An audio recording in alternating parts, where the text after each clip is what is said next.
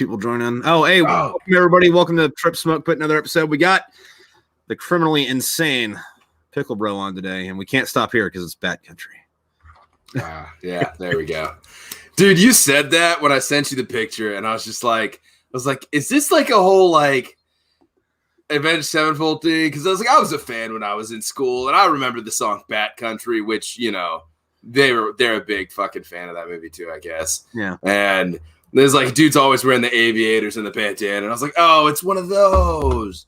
But no, I didn't place two and two together, which is funny because I'm more of a movie fan than an Avenged Sevenfold fan. Well, I mean, those glasses kind of look like the ones Hunter H. Thompson was wearing in that movie, and that picture kind of looks like the fucking. So, do I have my other beer? I have another beer in here. I think I have another fucking Jalisco or whatever the fuck it's called. Yeah. How is that, by the way? I like them. They're pretty dope. No, actually, you know what's really funny right now? First time drinking wine out of my wine glass. Oh, it looks like it's plastic. It is. I drop it a lot. Oh, all right. I had a glass one. They don't last. So I learned something interesting in school that I actually thought it's never going to help me anywhere, but I thought it was interesting. All right. I'm taking a Roman history class. Speaking of people who drink out of plastic cups, plebeians weren't necessarily just the poor lower class. They were just people who weren't in families that were eligible to run for public office. So like you could be a rich plebe, you just couldn't run for office. But the thing with that though is everybody in the military was also a plebe. And the reason that was because like the plebeians traditionally were like the laboring class. You know, they had like some money, but they weren't like way up here. However, in the Roman military, you had to buy all your own shit. So there was no like low class. There's very few low class people in the military. And then as naturally, there weren't any high class people because, you know, fuck you, I got money. I'm not joining the fucking military. So they had this civil war that started because everybody in the working class was like, hey, we don't like the government. Fuck you guys. We're going to leave. So like literally the entire middle class got up and just fucking left Rome and like went and hung out somewhere else. And the upper class were like, but who's gonna like take care of our stuff? And they're like, I don't care, fuck you. And then like the 12 dudes that were like still loyal to the crown were like, all right, well, I guess we're gonna go drag these people back. And that started this like long, bloody fucking civil war. Like, you're coming back? No. We have the gun. We're not coming back. We have guns too. Yeah, you have like 5. Frank, shut the fuck up. I like it. So something you mentioned, was it the Romans? But, you know, something I learned about the Holy Roman Empire, which makes me really, really love the Middle East and how they started. Because, you know, the Middle East, you know the history of it. Been at war since it fucking started. Yeah, and considering civilization started in Iraq and hasn't stopped since, listen, there's plenty of blame for America. There's plenty of blame, especially for England and France. Okay. We're going to do it anyway. They were going to be fighting ever since. But do you know about the Janissaries? Maybe, but I couldn't. Okay, Janissaries were a group of fighters that were what were they called? What was? Is your comments open? I don't know if someone's watching right now, but if you are, the fuck was it? Janissaries were the Ottoman Empire. There we go. Okay. During the Ottoman Empire, they had these fighters called the Janissaries. And at one point, because we kept taking fucking Natty Light hash, let's ride. Oh, hey, dude! I think that's some dude from TikTok. Yeah. But no, the what's it called? The fucking Janissaries of the Ottoman Empire. They basically retook Istanbul, or Constantinople, whatever the fuck you want to call it, whatever it's called now. But you know, that was a back and forth. We took it, they took it, whatever. But the Holy Roman Empire was like, why the fuck can't we take it back? So they sent a person to, you know, live there and learn about them. And they're like, these guys are like monks. And they also, like, they were basically slaves. And their biggest thing was, in the Ottoman Empire, if you were born a prince, your life sucked because you had no place to go and no way to prove yourself. But if you were born a poor farmer and you became a general, that was the coolest thing. Like, you earn, it was that you keep what you kill. Fucking goddamn Chronicles of Riddick up in this shit. Hey, found you on TikTok. Now pausing that fucking story. Are you not glad I pressured you to go to TikTok? Yeah. I was hesitant at first because, like, I haven't been on it, so like all the TikTok I knew about was like teenage girls twerking. I'm like, yeah, listen, I'm probably on enough government lists. Kind of hot. Too. So, I think it's hot. No, dude, trust me, I love TikTok. I'm actually having a weird time restarting and not trying to mention the Marine Corps or anything like that because I hated.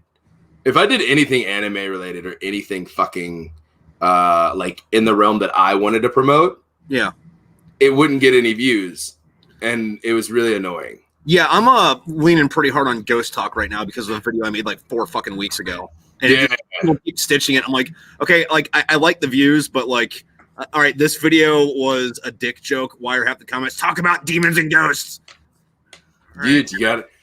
Dude, everyone loves demons and ghosts, man. No, but Janissaries, I love them because basically the Romans were like, these people were prisoners that were given a chance to be full citizens, and then they became these elite soldiers that when they're at home, they're full on monk status in robes and they're quiet, soft spoken. But then on the battlefield, they'll fucking burn you alive and not give 2 fucks. Yeah.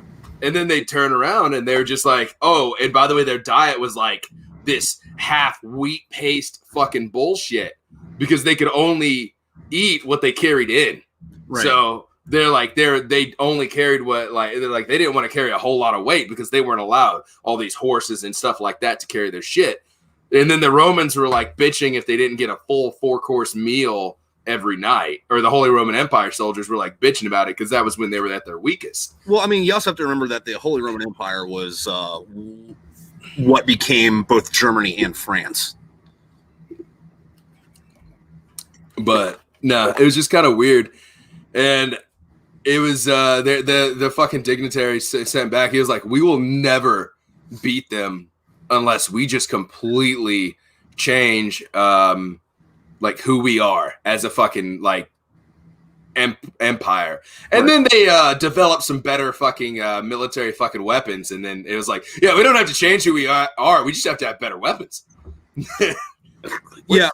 Fucking speaking though of dirt poor whoever that becomes like the ultimate general. Do you know who Saladin was? The name sounds familiar. He was the guy that won the Crusades, but he's born like a fucking like dirt farmer in Iraq. Joined the fucking military, or like the I don't know what empire it was, but whatever empire was before the empire. Works his way up from like private to fucking general. Gets to the points where like when he's having negotiations with I think the king of France during the Crusades. He's sitting there one-on-one conversation. The only people there are the French king's guards, and the French king's like, what's stopping my guards from killing you right now and ending this war? And Saladin says, because your guards are my guards. So the king's guards take their knives and put them next to the king and go, yeah, so sorry, cover's blown. We got to leave. So it turns out like the entire Christian hierarchy besides like the king and like one other dude were all working for the fucking Muslim empire. But what's even better about Saladin was he met whoever he was working with. They had term limits or service limitations. So he got to be too old to be a general because, hey, you're this age, you're going to go insane. You can't do this anymore because, mental shit. But there's nothing stopping you from joining the army as a private when you're 65. So this dude stopped being pretty much like a fucking 6-star general and went down to fucking private just so he could stay in the fucking army. Like real life prestige. Okay, what is this person's name again? Saladin. Or it's like Saladin, but it's spelled Saladin. Like this dude kicked so much ass during the Crusades that like Renaissance writers, when they wrote about hell, like one of the reasons that purgatory's around was so that people like him didn't have to go to hell. Like they couldn't go to heaven because they weren't Christians. But I mean, we can't send that guy to hell. Like I found him. I'm gonna read up on him. Yeah. Oh no, I mentioned this before we started, and I wanted to tell it.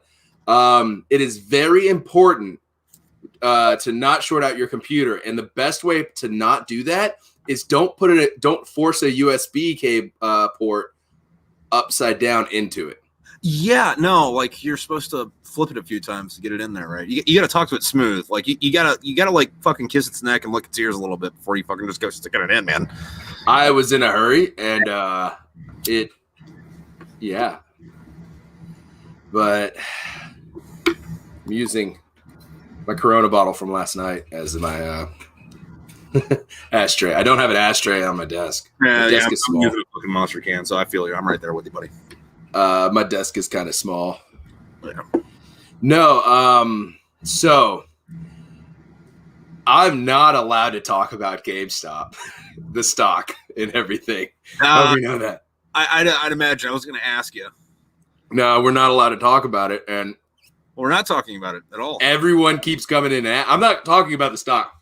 The people like, oh my god, dude, like, are y'all located? And I was like, yeah, no, like, I don't fucking give a shit, dude. This is Wall Street stuff. Until that stock reaches zero, it does not affect me. Yeah, like you're still and they're like, oh, do y'all get stock options? I was like, I don't fucking know. I don't give a shit. I'm sure someone does. Like, not anybody that works at the store. But yeah, well, I think I could technically buy stock options, but the problem is people are like, "Oh, dude, don't you wish you would invested?" I was like, "Not really, because the stock market is rigged, and we just proved it." Although I did make good money on the stocks, which is how I started my first business. Hold the line. Yeah, I don't own any stocks, so I can't hold shit. But that's how I made a good chunk of money and started that business at first. Besides selling my stuff, which is something I never really chatted about, is I learned about stocks while I was in the Marine Corps. And because I just bought some fucking ebooks and started reading up, and I was like, this is some pretty interesting shit. And when COVID started to break out, I was like, you know what? What's a good fucking place to throw some stocks into? No one's driving around because everything's about to shut down. So I bought stuff in oil storage facilities, and then they fucking blew up, and I made a good chunk of money off them. And that's how I started. That's how I paid for a lot of my stuff, was that. And I pulled out of that like late in this, pretty much right before I started my business, which is right when stuff was kind of half-assed trying to open back up. Right. So I pulled out just in time, but I mean, it's such a fucking gamble. I don't play the stock market anyway. Yeah, no. And like, what's pissing me off though is like, what I want to say, like 2-3 years ago back, like I started buying silver just because, like, hey, it's silver, it's cool, and then like I can't just go spend it when I'm like, hey, listen, I'm out of like actual money. Let me dip into my fucking savings account because like I'd be bad about that. But like last summer, I was like, well, I don't want to go get a job between fucking semesters. I'm just gonna like ride, because want to just write out the fucking GI Bill. But I was like, well, I need money though, so I went and sold all my silver. I had like $5,000 worth of fucking silver, right? And I bought all this shit for like $15, a fucking ounce, like over the course of a few years, and sold it all, just so I didn't have to fucking get a job for a while. And now they're trying to do that exact same GameStop shit with silver. And it's like, dude, silver's like $30 a fucking ounce now. I'm like, motherfucker, I should have got a fucking job, because then if I just like waited like 5 more months, I can fucking retire. These fucking fucks, man. Dude, I still have a lot of my silver and a lot of my gold that I've picked up over the years, because I collected coins for a long time, and I still collect coins. If I fucking find it, or if there's a deal, or someone is like selling a roll or whatever the fuck. But I have my vintage consoles, which I have fucking NES, N64, a fucking, what else do I have? I have the Switches and shit. I've got a Wii, a GameCube. GameCube is still one of my favorite consoles. Time splitters on it. Time Splitters, Future Perfect, fucking best. Dude, I'm convinced the only reason that game got overshadowed was shortly after a huge futuristic game came out, Halo. Yeah. And it hit on everything else in its generation, though. So, I mean... Yeah, that was the shit to play, dude. You remember there's a map on Time Splitters Future Perfect that is like this frozen lake. I don't know if you remember it. Anyway, there's one bunker. If you go into it, sometimes it would spawn a rifle that you can see through walls and shoot people. Like, was that a design or a glitch? That was a design. Nice. My brothers eventually, they were just like, you can set it to where it doesn't have that gun in the map. Yeah, no, they did that because I would always get to it because I would fuck them over with the flare gun, which was an overpowered gun. The dumbest gun in the game. Loved it. But yeah, no, fucking like that was great. Also like fucking Wind Waker was fucking amazing too. Dude, that is the one game I have not been able to collect for my collection of GameCube games. And the reason is everyone I know that like loves vintage games. They're like, oh, I have a copy. And I was like, do you want to sell it? And well, I mean, nobody's gonna sell Zelda games because like Zelda games are like one of the fucking things where it's like, dude, no, listen, I still have the original fucking cartridge for the NES. It's the gold one, motherfucker. No, you can't have this. I'm gonna use my grandkids. Doesn't matter because someone has 007 GoldenEye for the N64, and that game still slaps. I had one person come and play it with me, and they're like, "It's not fair that you're beating me." And I was like, "Well, I've been playing it for 30 fucking years." Yeah. I was like, "Well, no, I picked it up, dude." Honestly, if you're looking for vintage games, a good place, especially N64 games, a good place to come across a deal, Game Exchange. I peruse Game Exchanges it seems like every month I'll go into one and pick up a few games. Right now, everyone's getting into Pokemon cards, though. Yeah, don't you wish you still had fucking those things? Dude, I work at a store. Yes, my son's collection is ridiculous. I got 2 unopened packs of Pocket Monsters come at me. All right, fair enough. Dude, actually, I bought some Vivid Voltage cards, and I pulled, they're new-ish. Like, they've been out for like a month now. And I pulled a $40 card and a couple of $10 cards out of them. You know, I bought 3 packs, and I buy the Elite Box. I have stuff on pre-order. I'm about to pre-order another Elite Box for the newest series that's coming out, and I'm not opening it. And the thing is, none of these cards, I can talk about the value. None of these cards I'm selling. Yeah. These are my son's collection. And when he is 18, it'll be the 35th anniversary of Pokemon. Oh, nice. So that's in 10 years. And I've already said, I was like, look, he gets on his 18th birthday, he can open up the fucking Pocket Monster packs, and he can if he wants to sell the stuff. I don't care if he wants a badass party in Amsterdam, let's do it. If he wants to fucking have a fucking rager, or if he wants to pay for college, or if he wants to go on a trip, like, let's go. Like, we're doing this. I don't give a shit. If he wants to pay for himself to basically find himself for the next couple of years, dude, this kid's got well over 3,000 cards, including my old fucking collection and his mom's collection. Like, he's got cards, and he's got some seriously badass cards. I know that I've somehow came across so many fucking full art holographic rainbows, fucking of even down to like goddamn legendary Pokemons. You got to realize I buy cards like every week for him. So the odds are in my favor. I also get an employee discount. Way to play the game. Yeah. Oh, dude, trust me. His collection, this kid's got, like, he could start his own shop by the time he's 18. He could have his own card shop if he wanted to. And dude, the kid loves it. There's not a whole lot of those around anymore. Like, you have to like be in a bigger town to even see those. We had one in our town, but COVID killed it. Yeah, COVID did a lot. Yeah. Fucker. Now, I don't know if you might have seen this on TikTok, but look up Gamer Heaven. Okay. It's in Pennsylvania. You're in Pennsylvania, right? I'm in Pennsylvania. Dude, first of all, live online gameplay. They have that there. They got boba tea. What's up, boba?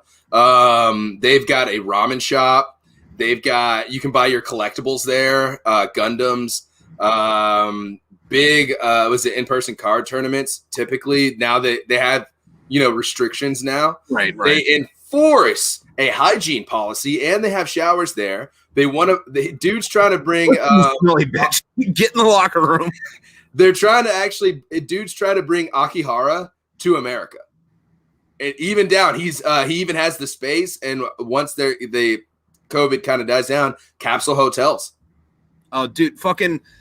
Oh my god, dude, I wanted to stay in a capsule hotel really fucking bad. So when I was in Okinawa, right, like I took leave to go to the mainland to spend fucking like Christmas and New Year's in Tokyo. And then November rolled around. Like I planned this like way in advance, right? So November rolled around and they didn't pay me. And I was like, oh, well, that's not good. Okay, all right. Well, I get enough cash to roll me over till they back pay me, hopefully. December rolls around and they still didn't correct the fucking error. And like it's like, okay, well, good thing like works across the street and the chow hall's fucking free. And then I didn't go to Japan because it's like, all right, so I spent all my money on booze over the last 2 months. Be cool to get this. January they got me like all on the back end, but it was like, dude, could you not? And I didn't get paid the last 3 months before I got out, man. Yeah, and then like now I'm thinking, okay, well maybe there was some divine intervention and I would have got kidnapped by the Yakuza or some shit if I was up there. Fuck, I don't know. But you got to think, what if you could have got kidnapped and they would have liked you, and then you would have been a boss. I think I'm too white for that. Or mid-level boss. Does the Yakuza have NCOs? Because like They're the backbone of the Yakuza. They gotta have them. Fucking like some rock stars are walking around fucking Tokyo. They get kidnapped and they're like, all right, so now you got to see the White Devil. They're like, what do you mean the White Devil? I walk in dressed like this. I'm like, you're the White Devil. What the fuck did you do to get their trust? A lot of stuff. Yeah. Dude, my camera's doing what your camera does. You know, I've never plugged it in on the front side. I always have it plugged in the back. I always thought it had something to do with how much light you had. But I don't know. But yeah, no, like the scariest two fucking people on the planet is like the one black dude that hangs out with a bunch of fucking backwater rednecks, and then the one white dude in an all black gang. It's like, what the fuck did you do to get to where you're at? Dude. Now, I'm going to go with the one kid in the group of adults that still has a gun. Now, I want you to think about that. All these adults have a gun, but if a kid points a gun at you in the group of adults, you're probably going to fucking die. That kid doesn't understand. He's just like, fuck it. GTA, motherfucker. Sideways. Yeah. Oh, yeah. And James in the comments, yes, that could have been Yakuza, kind of, maybe. Yeah, no, he could have got in there for that in some way, shape, or form. So, I told you I had a surprise because I suck at keeping things on the DL. Unless people tell me their secrets. Like, if someone's like, hey, don't tell anybody, I'm like, cool. But if I'm doing something, I was like, okay, they know. Yeah. They know. I feel like, I'm a terrible gift giver on holidays, mainly because I wish people would tell me mine because it gives me anxiety. I don't like getting gifts.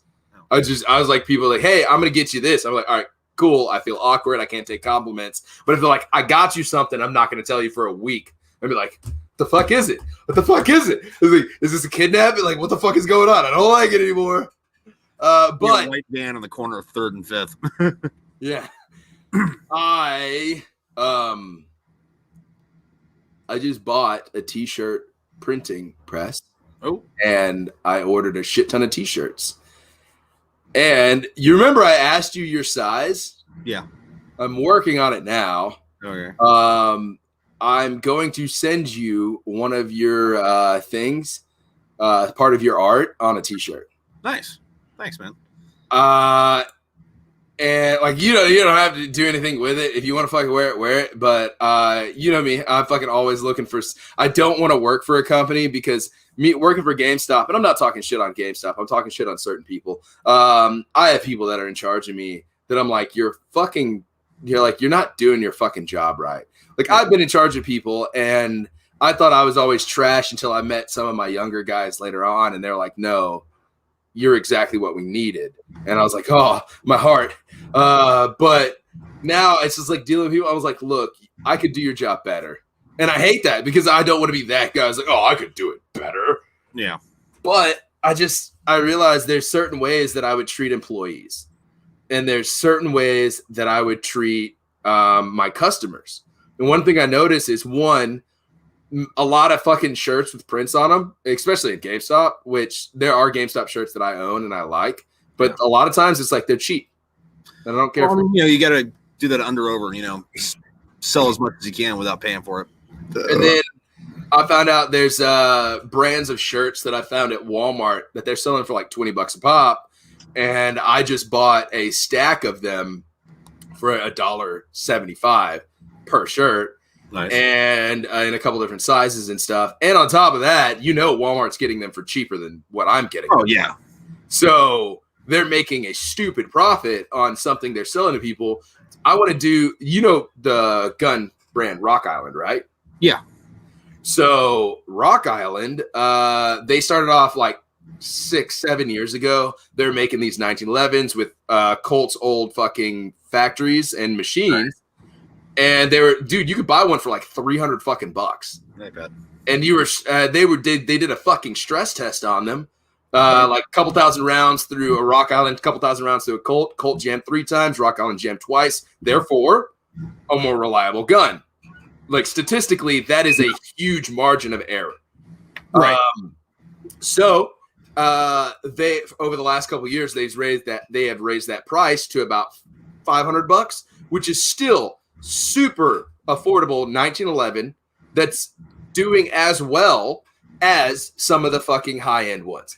I had a Colt and it was a Gold Cup edition and I loved it. And then my dad had a Rock Island and we both put some Wilson Combat parts in them. Yeah.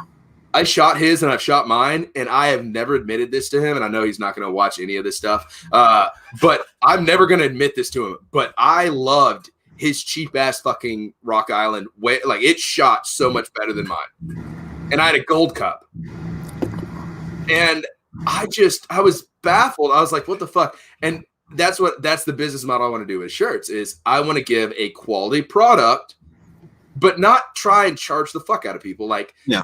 I at first, honestly, it's going to cost me like $3-4 to make these shirts. I'll sell them for fucking $9.99. And then later, if I build up a fucking fan base and I build up some people on it, which I don't think I'm going to use your art as a thing, unless you want to fucking. If you want to say, hey, listen, I want to use this, and I'll be like, if you want to fucking put some of your shit on a t-shirt and put it on your website, I'll give you a fucking hella discount. I'll make like $1 a shirt off of it. You make all the other profit. I don't give a shit. Go for it. Fuck it. I don't care. Because your art's dope as fuck. Obviously, I bought some. It's some of my favorite shit. Dude, okay. Tell me why I can buy your art and I love your art, but buying fucking frames are expensive. Yeah, no, I just go to like Walmart or fucking Michael's or whatever and buy the cheapest one that like fits, and then like even if it's like bigger, then I'll just like take the paper, like the border, and like cut the fucking border out and slap it over it. Dude, the frames are just like stupid price. Yeah, I have no idea why the fuck they're that expensive. Like it's just fucking wood, and like it's not even glass most of the time. It's plexiglass. Yeah. Well, actually, I've cut plexi before. Not cheap. Plexi is not as cheap as you think if you get it cut. And it's also, if you buy a proper cutter, not the hand one, trust me, I've almost had to get stitches so many fucking times from fucking plexi cuts. Not worth it ever. But, it's just, even if it was plexi or wood, it's just stupidly priced. Yeah. But, no, like my thing is I want to build, like, I want to give people something that they want. Like that's why I made the delivery business. Is there is a need for it. I think there still is. I just don't have the money to start that up again. Right. But COVID's fucking an asshole with that shit. So yeah, a tax ID and basically the tax for goods and services and myself and the stuff I have, dude. I'm making it. He wants Penelope. I think he wants to buy your Penelope. All right, well, fucking art's on the website, man. Shit. Yeah. No, it is. Wait, no, I didn't get Penelope. Oh. No, but no, I'm definitely. I've got my little notebook that's in my truck. Actually, I've already got my designs and bandanas since I do wear bandanas a lot. Yeah, there's not a whole lot of like bandana art. You mostly either get Paisley or I forget what the other one's called. But it's like that Hindu spiral. Yeah, fuck that. And then, like, besides that, like the only thing you can really get is like if you go to a concert, it's like a bandana, I got like, I think 40 bandanas at 75 cents a bandana. Nice. And I'm gonna do some art on it because I'm not a painter. Like dude. I can make a program on a computer because I ran a CNC machine for a while. And I also fucked with, CAD programs, and I can do this, and then I can put it on there, and then I can trace. I can trace shit like a motherfucker, and then outline, bam, slap it on there, fucking hit it with some color, and then whack. It's good. Yeah. Which is oversimplifying the fucking process. But I have a few things that I've been working on that I'm like, you know what, these are dope ideas, and I like it, and stuff that I'm like, would I wear it? Fuck yeah, I would. And then. Is it marginalizing a group of people? Because first of all, I'm not getting political because fuck politics. I'm not getting religious because that is a whole nother subject. Make God the president. do them both at once. Make fun of God and the president. Wait, which one? Wait, oh fuck, Biden's president now, right? Yeah. Okay, dude, I didn't watch the fucking inauguration. I didn't even fucking vote. I was like, okay. Dude, listen. So like, I didn't vote for fucking Biden. I don't like fucking that side of the fucking house. However, the inauguration was pretty dope, just because like Lady Gaga was there. It was like, listen, I don't care who the fuck you vote for. She like, was at Trump's too, but she was saying she wanted to kill him. So yeah, but like, it's like Lady Gaga. Yeah, listen, fucking. The only way I would ever want to shut you up is with my dick in your mouth. She's hot. I am, dude. Same. But yeah, no, I'm the same way about that kind of shit. Like, with my stuff, like, say, like the fucking like the war chest, like they're $200 fucking bucks, but that's $6. I have to buy those. That's $90 right there plus shipping. That the box itself is fucking $20. So, fuck, we're already. You have to buy your own books to put them in the war chest. How else would I get them? I don't know. You wrote. I'm assuming you get like a creator discount. Not much. Yo, that is like, honestly, that completely changes my mind. I'm not gonna lie. I didn't look at the war chest price because I kind of bought books as they were coming out. Yeah. For a little bit there, and I'm pretty sure I'm like a book behind. But I suck at reading now. Dude, I used to read all the time when I was a kid. I cannot just sit down and read, it seems. I've got too much shit going on. And the holidays nearly killed me in retail. Right, but like, what is it? So, like with that price, like I have the shipping just included because, I mail them fucking flat rate. So, because they fit in the flat rate box. But like, by the time they're done, they cost me about a fucking $170 to put together each. So, I'm selling them for 200 and like I'm making $30 off of each one of them, and that's not including any like labor or anything. So it's more like hey, this is cool. Buy this and read them. Buy this and read them. Buy this and read them. There's a cool way to get them to you. It's all a marketing ploy until I can get Jeff Bezos to just like buy them from me and do all the work for me. Because like as much shit as we all like to talk about Jeff Bezos, like if he said, "Hey, listen, I'll give you $1 million for that," I'd be like, "Yeah, okay." I have 6 of them here. I mean, $1 million go a long way. $100K a year for the next 10 years for you to fucking write books and experience life to put more stuff in books. Oh yeah. I actually had a kid in my store, and actually we talked about your books because he was like, I'm writing this. He's like, I'm writing my first book. I was like, that's cool, dude. I've known like a couple people that have wrote books. You're the only one that wrote more than one that I know. Hey. Most people stop at one for some reason. I don't know. Because writing a book sucks, and then like once you figure out what the fucking financial payoff of it is, like you're like, so I'm putting all this time into this for fun. I'm putting all this time and work into this for fun. I'm spending all this money for an editor to read this and make sure I didn't fucking use the wrong plane instead of plane.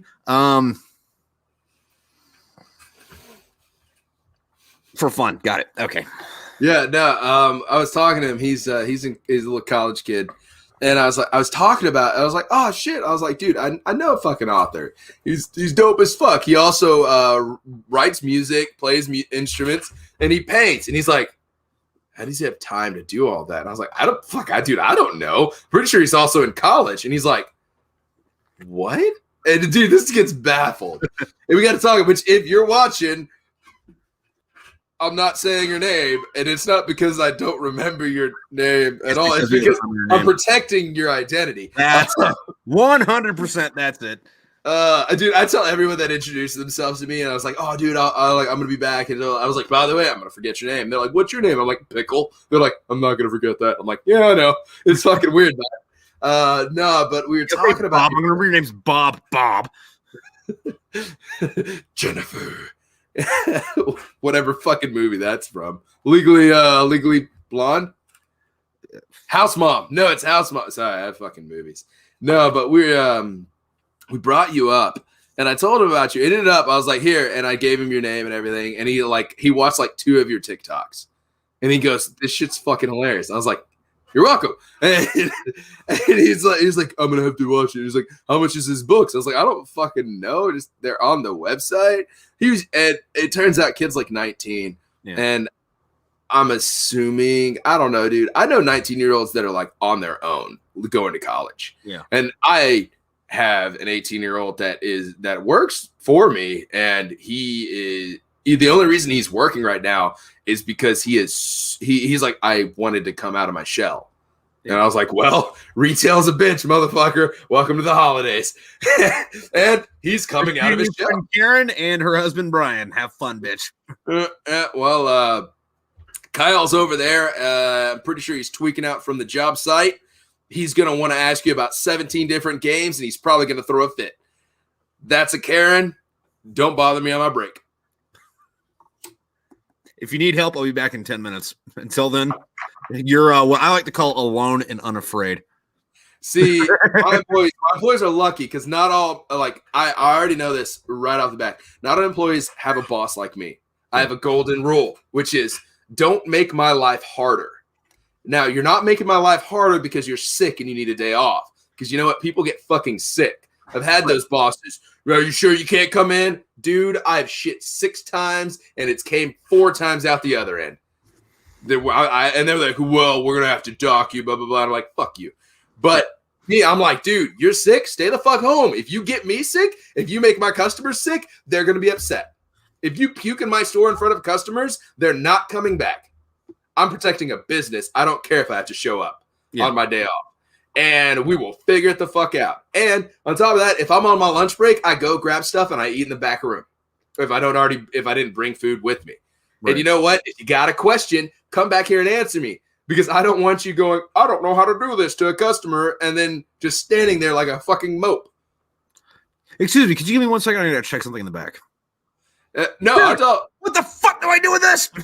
I'm telling them, like, hey, just tell the customer, I don't know how to do this, but my manager's in the back. I can ask him. Yeah. And that's it. And I used to tell them, hey, just tell them if I'm like off work for a day, call me. If I can't solve the problem over the phone, just tell them like I'll be at work on Monday. And if I'm off on a Sunday, then I'll be like, hey, just tell them I'm off at work on Monday. If I'm off on a Saturday, because I don't ever have 2 days off in a row. Right. I work a weird schedule, and this is why this is going so late. Usually you start around 7 o'clock. I'm pretty sure. It depends on other people's fucking schedules and shit. I'm fucking pretty lax. I got Friday off this fucking semester, so it's yeah. Well, I get off like store closes at 8 o'clock on fucking most days except Sunday, and so I got to close up shop, count money, fucking put stuff up, vacuum, do all kinds of shit because we don't have double coverage anymore. And I'm dipping, and then I got to dip out and make it home. And I mean, home's only like 10 minutes from my store anyway. But grab a fucking tall boy, drive home drinking it. Don't drink and drive, kids. Do you know what they don't tell you about drinking and driving, though? It's like a fucking $100 fine. It's fucking you're not drunk. Yeah. Not saying break the law. Yeah, don't break the law. We all obey the law to a T, and we love the government, right, guys? I drink a tall Pepsi, right, guys. Which is more of a crime because Pepsi sucks. Pepsi, dude, have you ever heard that song? Pepsi Cola sucks. There's a song. It's like a minute long. It goes Pepsi Cola, Pepsi Cola, Pepsi Cola sucks. Coca-Cola, Coca-Cola, Coca-Cola rule the world. Did Coke with us out? What the fuck? Yeah, no. It's I forget who fucking does it, but it's fucking hilarious. It's just called Pepsi Cola sucks.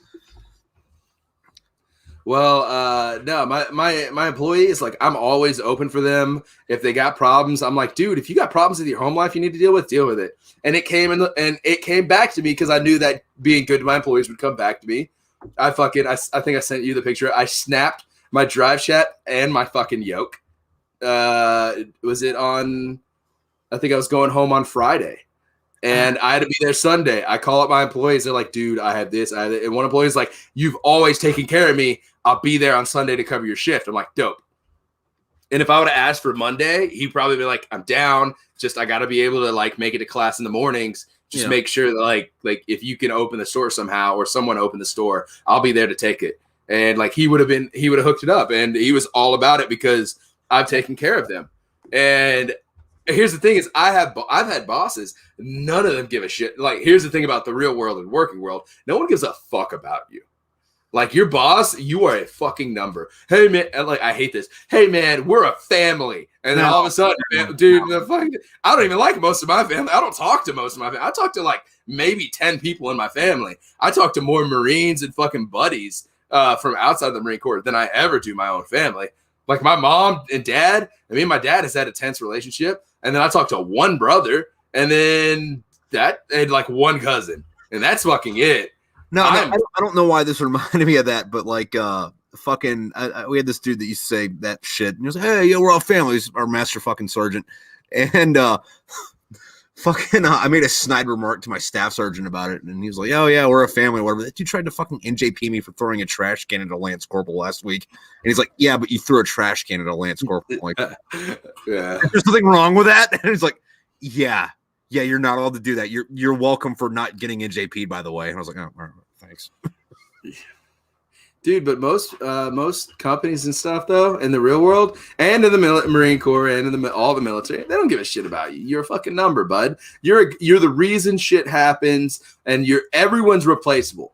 But I've made myself completely irreplaceable. Oh, not completely. Everyone's replaceable. Yeah, no, absolutely. Because if you drop dead right now, somebody else would be in that job fucking 4 days from now. Mm-hmm. But a job to do is become hard to replace, and then on top of that, become a boss and be the boss that you wanted. Right. And it's really funny because GameStop. I'm not naming names, but I caught some shit from GameStop because I made a complaint, and the complaint in my eyes was valid because I was like, "Hey, we need help. We're not getting help."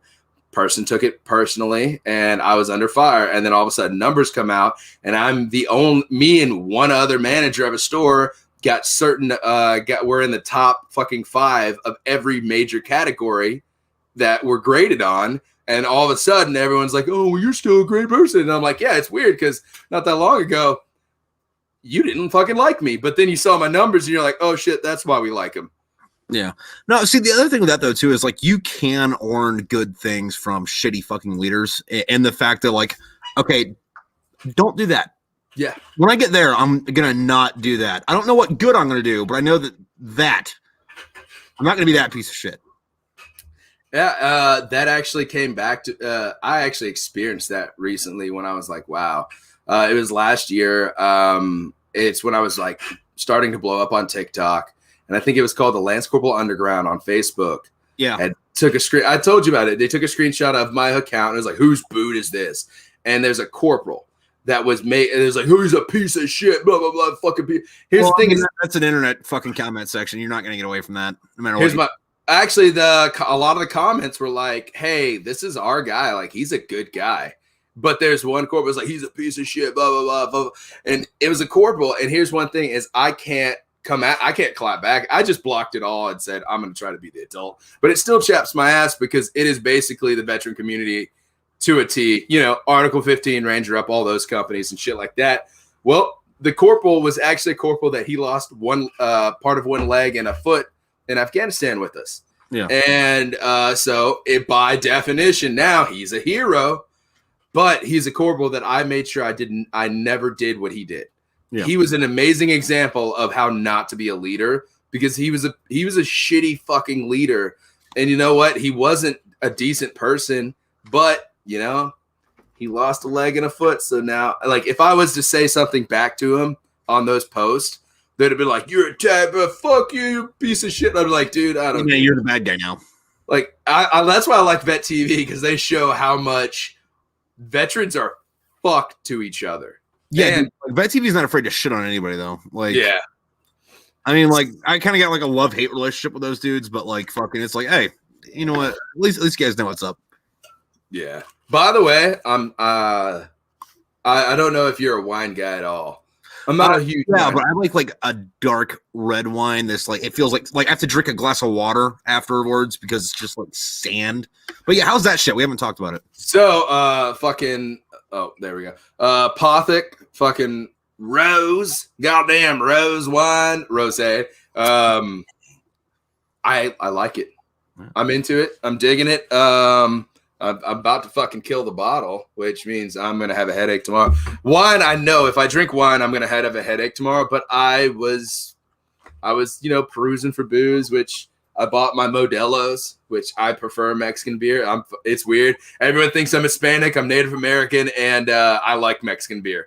So that just but I would say that Modelo is like the best one because like Dos Equis isn't fucking Mexican beer. It's German beer marketed as it's shitty German beer marketed as fucking Mexican, and Corona is like the fucking Bud Light. Yeah. lime in it. Corona's my go-to when I'm at a bar. Yeah, but I mean, it's not like I like a heavy beer. Like granted, Coors is a fucking light beer as far as I'm concerned. Yeah. Like Out of the regular beers, like if you're just going with regular beers, Budweiser and Coors are kind of heavy when it comes to American domestics as your mainstream bullshit. I'm honestly, if I'm out at a bar, it's Coors or it's fucking Corona because that's a safe choice.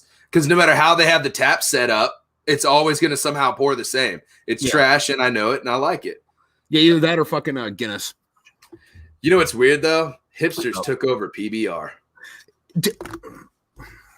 Okay, so when I first off, I fucking hate PBR. However, I fucking love it. Like it tastes like horse piss. Like I wouldn't be surprised if it was just literal fermented fucking horse piss. However, it was there for me when no one else was. When I was a fucking broke ass Lance Corporal and something happened, I spent my fucking $500 I made that fucking month, and I had 3 weeks till fucking payday with fucking $50 fucking dollars, and it was like, all right, so I need cigarettes, I need booze. How do I make this last? And it's like, oh, listen, I got 2 weeks left and $6 fucking dollars.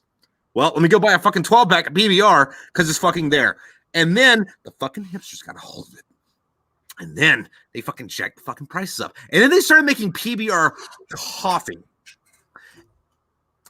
And then these fucks couldn't have enough of that. They went and fucking took goddamn Lucky Strikes. Lucky Strikes, when I was in fucking Camp Pendleton, were $3 a fucking pack. In fucking California, mind you. Yeah. It's a heavy now they're like fucking 11. Like I have this one, like the place right next to me fucking sells them for like 12 fucking bucks. If I drive fucking 30 minutes, I can get them for fucking like $6. I just buy a carton at a time and say fuck it, because like I'm gonna go that side of fucking town anyway. And then like where I live, like besides like the gas station that's like right across the street, the closest fucking other thing is 20 minutes away. So like I'm out that way anyway. But it's like, stop buying shit because you think it's fucking cool. You fucking piece of shit. Did it before it was cool, asshole. Look, you didn't do that shit before it was cool. You thought it was cool, and that's why you started fucking doing it, all right? So, there's another beer brand that I found out is hitting the hipster market. Oh, God damn. I swear to God, if they ruin Budweiser or Coors, I'm going to fucking... they'll never touch those. Those were cool in the 90s, dude. Dude, we still got like 10 more years before they ruin that. Dude, fucking... There's a decent amount of fucking country music that's just about Coors. And I don't mean like that pop country bullshit. I mean like Johnny Paycheck, fucking David Allen Coe fucking shit. You know what I mean? So like, Colorado Kool-Aid is Colorado Kool-Aid for a fucking reason. So there is a group of fucking people on the East Coast that are popularizing a fucking 30 rack of beer that, and where I'm at right now at a convenience store, which I could get it for a little bit cheaper, but it rounds out to an even number with tax, $13. I can get a 30 rack of what is called Hams. Okay. HAMM. It is, all right, so picture the flavor of just cheap beer. No, are we talking like Bush? No. Drinking Bush and take away the Bush flavor and just leave beer. So Bud Light. No. It is, all right, dude, you need to drink a Hams to fucking understand this. It is the flavor of just beer. Not hoppy beer, not hops, dude, just fucking piss beer, just goddamn beer. It is, and you know what? It's, honestly, I've met a lot of people that are like, it's goddamn terrible. And I'm like, yeah. But at a convenience store in my fucking town, $13 is a 30 rack. If I don't fucking power hour this shit, I got a calm weekend that I don't have to fucking take another trip to town. And also, we can't buy beer on Sundays in this stupid-ass state, which I can't wait, because this summer I'm moving to goddamn Tennessee. I don't know if you can buy beer on Sundays in Tennessee, but fuck. I don't know that much about it. We're at Tennessee, Moon. Clarksville, right across the border from Kentucky. It's there's a base in Kentucky. Gamble? Yeah, that's it. Yeah, Fort Campbell is right across. Literally, I'll be the town that is basically connected to it with a borderline going through them. All right. Well, if you're moving out there, fucking, I might come visit you. Fucking, the wife and I like to do road trips, and there's a really cool road trip that we did this last summer. Like even with COVID, where we drove out to that place where like Ohio, Kentucky, and West Virginia all fucking meet. Yeah, and then we hung out there for a day. Went to Point Pleasant, saw the Mothman shit, and then like had like a 2-day road trip through West Virginia, just looking at like mental asylums and closed down prisons and like the Flatwoods Monster and all this like paranormal activity, fucking like hot spots and shit. So now, speaking of closed down places, because as someone that wants to own his own business, it'll probably start with, hopefully it'll start with t-shirts, and it'll escalate to other stuff. I've got a lot of ideas that I like to fuck with, and what's weirdly enough is and by the way, you know what? I found out why I have a problem reading, which is why my son has this condition, I think, is I've done all the screeners, and this month I get to go to the VA and take my fucking final one. Is I went positive for dyslexia on every single screener I've done, which explains why I can't watch fucking subbed anime. It fucks with me. Yeah, but subbed anime is... The voices are dumb. I'm just gonna say it. Well, I mean, there's pluses and there's minuses. There's pros and cons. However, sometimes there's fucking gems. There was this show I watched called The Dirty Pair, which I would totally fucking suggest. However, the original series is only subbed. They haven't dubbed it yet. But the OVA for it, like the sequel series, they, had that sub too. And like while I was watching it, there you go. While I was watching it, fucking, I just didn't turn the fucking subtitles off. And they completely made up the fucking like dub dialogue, and it was funny to watch like what was different, because like there was one episode, and like every episode's kind of like a one up. You can pick up any episode and watch it because it's very episodic. But pretty much, is that a word? What is that a word? Episodic? Yeah. I mean, I said it, so it can be. And language is a social construct, so there you go. Anyway, JoJo's Bizarre Adventure is very episodic. Anyway, fucking there was this episode where the government built this supercomputer killing machine that was pretty much a Terminator, and it got loose, so they had to go like catch and kill it. And halfway through the episode, in English, the main character was talking about how she had to, once they captured this robot, she had to figure out what batteries it was using so that she could put it in her alarm clock, because her alarm clock keeps dying in the middle of the night and she keeps being late for work. But in the original, like in the subtitles, she was talking about my dildo keeps dying halfway through fucking masturbating, and I need to find out what batteries this thing uses so that like I can get off. And it's like, oh, it's funny they changed that. What was the name of this? The Dirty Pair. The Dirty Pair. I'm gonna have to fucking remember that. No, but what I was originally talking about, what I've been looking at, which is, sorry, I've been wearing a belt all goddamn day. I gotta let the gut hang. So what I've been looking at that is super cheap, two things actually, and has large amounts of space, that closes down and you can buy because there's almost no other reasons for it, is 1, churches, and 2, schools. Okay. Dude, I found a, was it like 320 square foot fucking facility in a school. It was like a middle school that they shut down, which probably means it's haunted as fuck. And there's a murderer there. I'd imagine that churches were haunted as fuck too. No, this is a school, so I'm assuming someone shot it up and they just don't want to talk about it. The thing about churches though is like, all right, so we have to like make this holy land for it to be a church, and then you leave and you have to like desacrament it. So it's like you just declared this thing unholy. So I mean, yeah, but Norse pagan, trust me, that shit don't bother me. Yeah. Now I do have shit on land, like I believe in land rights. We'll get into that in a little bit, but no, 320 roughly 1,000 square foot, $200,000. Oh, that ain't bad. And that's on a school, so full cafeteria, kitchen, so plenty of room to fucking make goddamn Chef Boyardees. You just like take the fucking like rooms in the back and just fucking live there. live there, and then you can use like areas for fucking basically full rooms designed for their gymnasium. So most of these places I've actually looked at, goddamn full basketball. I'm not a basketball player, but you know what? I actually like to stand on a court and shoot and miss a lot. I mean, if you had it, why wouldn't you use it? And you know what? The amount of fucking stuff you can use, and what I've actually also seen is you can rent them out. You can rent part of these buildings out for TV shows and stuff, or make a little strip mall out of it. Yeah, my thing is basically what I could do is offer, like, basically build my stuff, whatever I'm fucking selling at the time, out of it. It has plenty of time, space to expand, storage, and shit like that. Then easy parking for employees.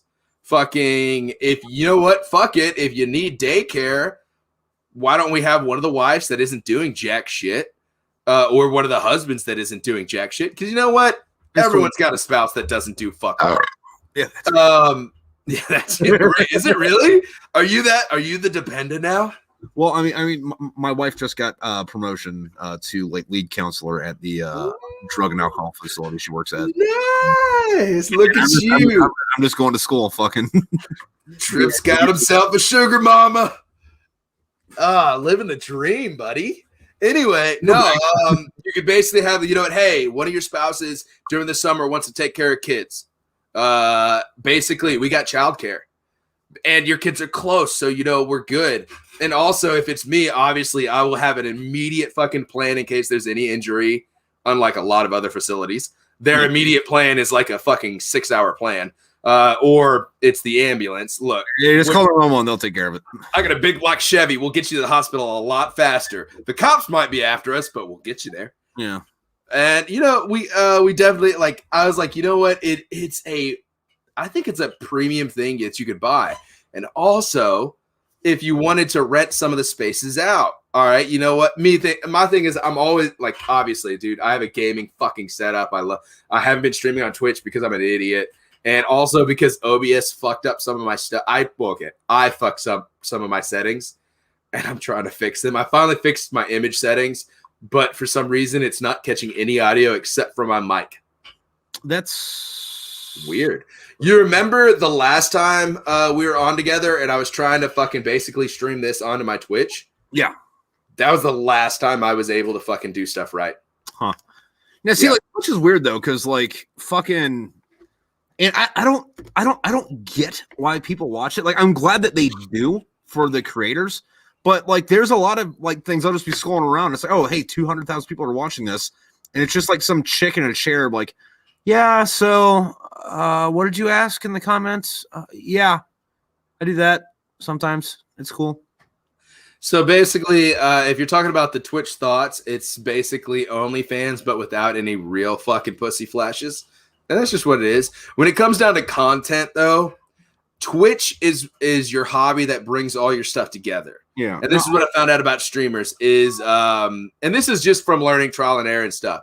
You post your clips on fucking TikTok, and you have your compilations on YouTube. You have your videos on YouTube with you and your buddies, or just you solo doing your stuff, or you have your voice overlays and stuff. You throw shit on Instagram, and you also throw shit on your fucking Facebook, and you go live on both YouTube, Facebook, and on Twitch. But Twitch is where you take, and it's just your rough shit.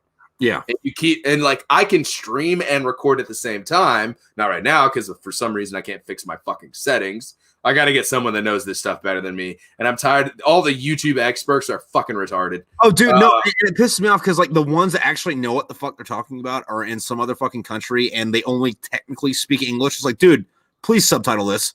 Please subtitle this. Dude, yes. No, I've actually ran into, like, my problem. Like, okay, this is going on. Sweet. Click on it. Oh, hello, YouTube. Da-da-da. Sprachen the Duschka fucka. It's either, I swear to God, it's in German, Indian, or in goddamn Chinese. And I don't speak any of those. Yeah. I barely speak English. Depending on how much I drink tonight, I might not speak that. Yeah, no, fucking funny story about that. So, like, you know, for college, you know, you have to take like 3 semesters of a fucking language. And I took German because like it's mostly fucking English anyway, and like half the fucking words are the fucking same. and I didn't feel like doing any work. And like I got like A pluses in like all 3 semesters of it without fucking studying or really doing fucking homework. But the final exam, because it was on Zoom, pretty much the way it went was like we had a 2-parter. We had to like do like the online fucking like written test of it, and then we had to have like a 15-minute Zoom call with the fucking teacher, and we could only speak fucking German in that fucking Zoom call. And our teacher was like, "Hey, so if I notice there's a difference between your grades in these, I'm gonna make you retake the written test because I can't stop you from cheating on the written one. But if you ace that and then can't speak any fucking German like while we face to face, I'll know there's a fucking problem." So I was thinking, well, what if the exact opposite of that happens? Like how's that fucking work? And then I ended up bombing the fucking final, the written part of it, right? Still got an A in the class, but because I had a high enough grade elsewhere. But the oral part I got 100% on just because I was like, oh yeah, no, listen, I forgot how to fucking say this shit, but I picked up a lot of slang. So we went off on this fucking tangent where I was like, hey, what do you think about, or she was like, hey, what do you think about the river or the Spree, the river down that runs through Berlin? You're supposed to say, something like, oh, it's nice, it's clean, it's blue. I like to swim. That's a good place to do it. And I was like, yeah, fucking, I used to go there, but my wife doesn't let me go anymore because last time I ran into some fucking slut.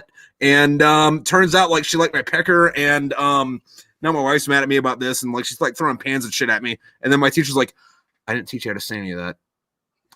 That's in a class. All right.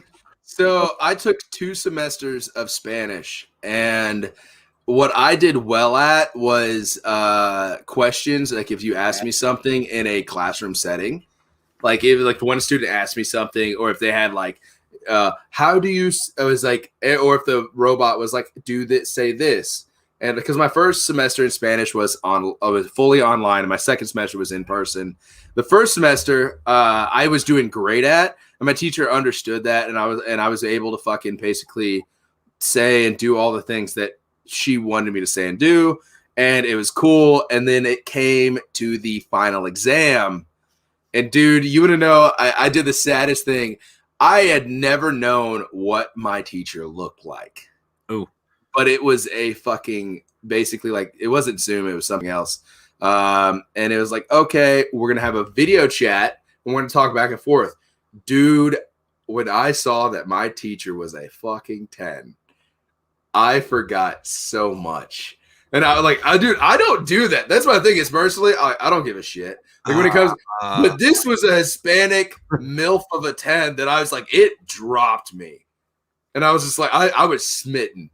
And I was just like, I'm sorry, I'm really nervous. I don't do good in person. I had to lie my ass off. And yo, like, nervoso. And she was so kind. She goes, no, I remember. I heard I saw your video presentation. You didn't have any cuts or edits, and you were able to say this and that, and it was proper and blah blah blah. And I was like, thank you, ma'am, señorita. And it was it. But then Spanish 2 comes along, and I do that in person, and I realized that's where I had my serious problems at, which I passed both classes with B's for some god-awful reason. But my teacher found out really quick. She was like, you don't understand grammar. And I was like, ma'am, I barely pass English grammar because I just, it's not my fucking thing. I love story. English. And it's like, I speak English, and my thing with grammar is it doesn't work. Which also, now that this month, I'll get you an update on the fucking VA fucking response to this. Dyslexia is probably the reason why grammar never fit. I love storytelling. I love the art of an amazing story. But when it comes to how sentence structure, you as a writer will understand this, it doesn't work. I don't understand it. So when you're like pronouns, adjectives, adverbs, and shit like that, I'm like, I can kind of talk with it. Like if I spoke Spanish, people would understand it. And this is why I don't fucking speak Spanish ever, is because you live in Arkansas. Yeah, I live in Arkansas. I went to high school in Oklahoma, which is beating Florida on the worst education system. Dude, that's bad. No, I graduated out of Oklahoma doesn't even have the excuse of Florida man being there. No. Here's the thing: Oklahoma's got something better, which is have you ever been to Oklahoma? All you got to do is fucking drink, and eventually you get bored, and that's why kinky fucks come out of Oklahoma. Sure. And when you're focused on kinky fucking, you don't think about grammar, because fuck me daddy doesn't need to be said grammatically correct. Do you know what I don't like, though, is that the LGBT community in Oklahoma doesn't refer to themselves as Oklahomos. You know, you're onto something. I don't know if it's fucking politically correct, but you're onto something. Yeah. I mean, like, I know that if I was from Oklahoma and gay, that's what I would call myself. But if I was from Oklahoma and or gay, like, a lot of things would be different. I would change the internet. Speaking of gay, I'm coming out as a bear. No, actually, I think I could be a bear. No, I'm not bearded enough. You could be a bear. Oh no, see, so that's my thing is like, you know how like every time you get like really drunk, not every time you get really drunk, sometimes when you get really drunk, fucking you have that conversation, hey listen, if you had to fuck an animal, what would it be? My answer is always a fucking bear. Because think about it, big furry fucking animal. I live in fucking Pennsylvania, it's cold here, that thing's warm. B, I show up to a bar with my girlfriend who's a fucking 700-pound grizzly bear. You want to talk some shit to me? She rips your fucking arms off and then eats your fucking wingman. You know, I had to tell you this. I don't see you fucking a grizzly bear. No? A black bear? Maybe. But I can't see you fucking a grizzly. I'm sorry. Right. But if I was fucking a grizzly bear, you wouldn't fuck with me because I'm fucking. Oh, God, no. Oh, fuck no. No. Oh, but speaking of fucking gay, and back to fucking t-shirts, we're going to circle around to this shit. Right. Jerking around. I actually, I thought up a fucking little slogan, which is kind of my fucking funny little thing. Because I want funny to be on my shirts. I hope Spencer fucking puts my shirts in their store. So one day, not all of them are just comedic. Some of them are just designs. But this one is comedic. And it is 80% straight, but 100% looking for a beer. Every Marine needs one. No, fucking, so me and Jude fucking... hold on. Me and my buddy Jude, fucking, yeah, I know it's terrible. We would go down to fucking Palm Springs, pretend like we were fucking boyfriends, and we'd go find some older fucking couple. Also, for people watching at home that don't know, Palm Springs, they don't have gay bars. It's a whole gay town. So, every bar is a gay bar, just de facto. So we'd go find some like old fucking like gay couple, and they'd be like, "Oh my god, you two are so cute and in love." And like me and Jude would be like, you know, interlocking fucking arms and shit, like, you know, hugging and snuggling shit. And then like these old gay dudes would buy us fucking tequila all night. It's like, dude, I get honestly, like hands with my friend and drink tequila all night for free. Fuck yes, I'm in. So you've been to Palm Springs, you probably know of it. Tool Shed. I don't know Tool Shed. I do know Toucans. Tool Shed is a gay bar. Well, it's actually in Cathedral City, which is part of the other side of Palm Springs. Place. They're the it is. Okay, thank you. It's like the fucking assholes that are like, you're not from New York, you're from New Jersey, and like everyone else in the country's like, you're both assholes, so have fun with your fucking tri-state area bullshit. The only difference from you and Boston is the fact that you're not Italian enough. But wait, too Italian, you mean Irish. Yeah, whatever. But no, what I used to do is there's this gay bar called the Tool Shed, which if anybody's watching, what's up, guys? I miss y'all. You bought me a lot of drinks. And a lot of them, like, dude, I walked in there because there's a strip club close to it. And I was like, fuck it. I'm going to this bar. Tool Shed sounds manly, whatever. But I mean, I don't give a fuck who's doing what, man. You didn't think the entire gay city. I've entertained the idea that I could have been gay, and then I realized, no, I'm just not attractive to anybody. But no, I've been to the Tool Shed. And dude, I'm not even lying. Dude, gay people know. And like, I was in there and I was having a drink, and one guy came up and was like, "What's up, man?" And I'm like, "Not much. How's it going?" And he's like, "You're straight, aren't you?" And I go, "As far as I know, yeah." And they're like, "Yeah, no, we could tell. So what are you doing here?" And I was like, "Honestly, I just wanted to fucking chill." And they're like, "Dude, dude, being comfortable enough to go to a gay bar as a straight man, you'll get free drinks. No one's trying to fuck you. No." Yeah. And if a gay guy is trying to flip you and gets aggressive, the other gay guys will fucking stop him. Yeah. In a heartbeat.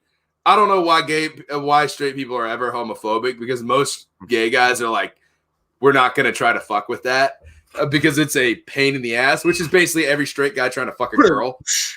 Yeah. But I used to do that, and then after a while, I became a regular. And then I would bring some of my Marine buddies in fucking random sequence to this gay bar, and then show them up, and they'll be like, "Oh, that bitch is hot as fuck." And I'm like, "That's Daryl."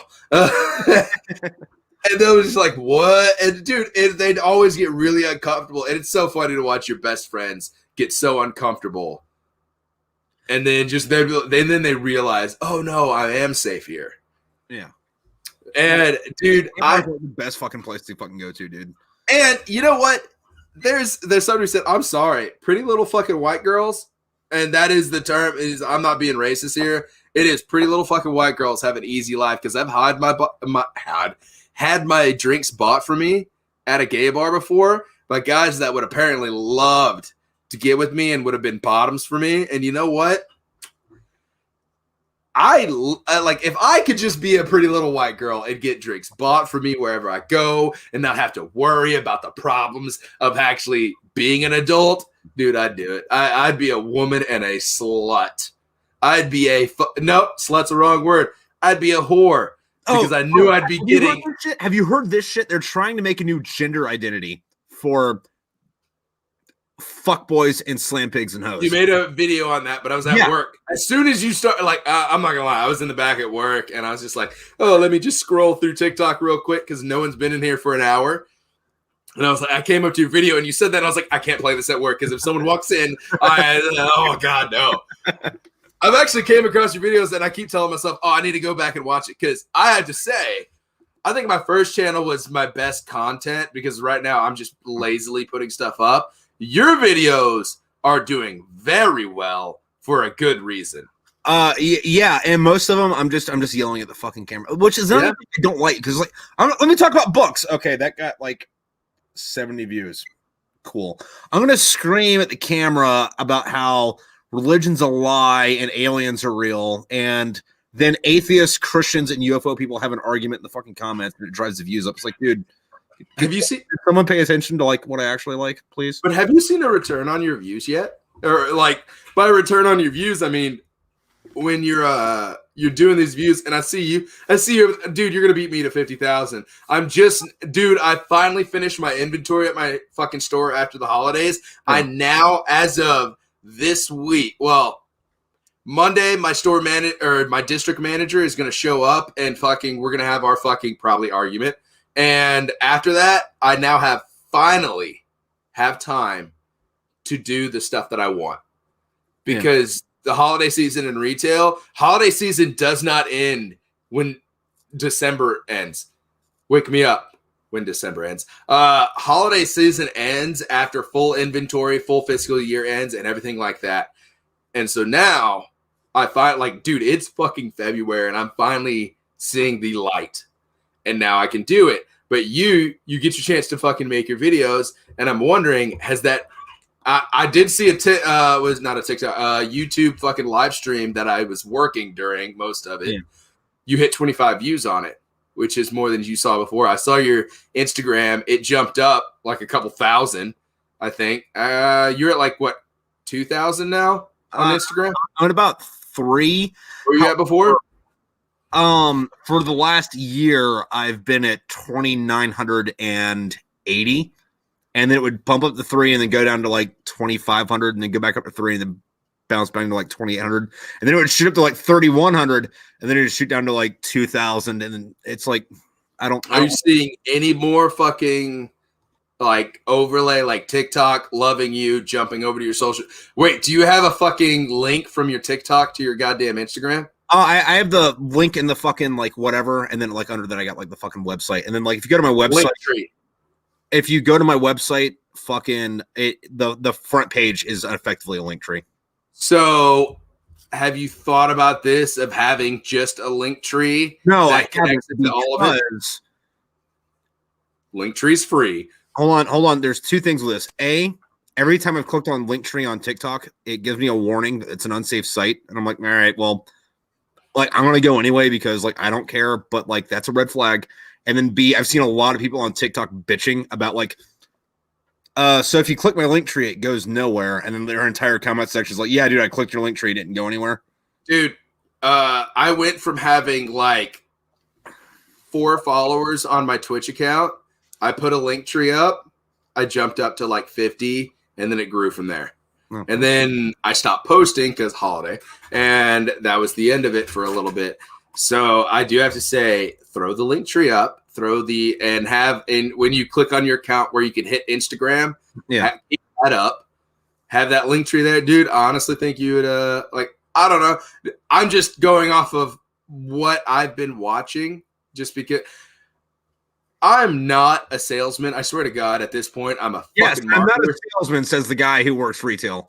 Yeah, no, honestly, I market shit. I don't know why. What do you think a salesman is, Mr.? I'm not a salesman. I just market shit. Yeah, no, dude. All I do is market, a very low tech psyop. I swear to God, in the last month, I have people that in November came in there, was talking about starting a fucking Twitch live stream on video games. We're talking about a YouTube channel when it comes to fucking shout out, goddamn Ronnie. I'll talk about that in a little bit. But no, like people that are like, hey, I'm doing this. And I'm just like, I haven't gotten any traction in the last couple of weeks. First of all, fuck your couple of weeks. Some people have to wait like months to get fucking traction. Like, first of all, humble yourself a little bit. You're not the only motherfucker doing whatever you think you're doing. I'm not the only person making t-shirts. I'm just making it at a better price. Yeah. And I'm making it with cooler designs. And I'm also bringing, my thing is I'll bring it to people and show them the product faster than anybody else. That's what I want to do. But what people have a problem with, I give them advice on, and I show like, hey, do this, do this, do this. And I want to say since about halfway through January, a lot of the people came back to my store and they're like, hey, all the stuff you said to do worked. And I'm at this. I have people that I advised on Twitch during the holiday season, and they're like, dude, I just hit 150 people are following me now. And I'm like, cool. I haven't had time to fucking implement my own fucking advice. And they're like, well, do you want me to host one of your games? I'm like, fuck you. Like, I just told you how to make success. I gave you the recipe for success, and now you're like, hey, can I help you be successful? I'm like, dude, you're like the Avengers. Like, I guard the gate. Yeah, that's pretty much it. I'm just helping. Speaking of gate guardian gatekeepers, you probably saw my TikTok. I don't know. The one about fucking chicks coming into the fucking thing and like redneck, I'll be like, hey, you buying that game for your boyfriend, Missy? Dude, it happens so often. And honestly, dude, I go because I mean, it's easy for me to hit full flamboyant just because first of all, I don't give a shit. And I lived in California. Being flamboyant can help you out. Yeah. But the thing is, the whole gay bar conversation we just yeah, we just had a conversation on. No, but the whole thing about fucking these girls that come into the store and they just want to fucking get games. And a girl, she's I was talking to her because she fucking I bought some stuff from her at her store today. I'm not gonna. I don't know if she's watching. She's on my shit. So and she actually mentioned I was like, oh, so you know everything about video games? I was like, hell no. I will never pretend. I was like, and I have to always incorporate. I was like, I got guys and girls that come into my stores that teach me stuff about stuff that I don't know. I was like, every single day. And and the light on her face was like, oh my God, it's not a fucking total cunt. And the idea that just honestly admitting that someone of a different gender could know something about a subject is not a cunt. I'm like, God, gatekeepers have fucked the video game and anime and collectible community. Because I've got one girl that is I'm not gonna lie, she'll kick your ass on Star Wars collections in a heartbeat. Maybe. No. Yeah. No. Because no. A, I open all my shit, and B, I don't like get the collection. I just get the stuff that I think's cool. Well, I will say this: she has probably every Star Wars figure that's going to come out soon pre-ordered. She's a registered nurse. She makes good money in the state, and she spends it on her love for Star Wars.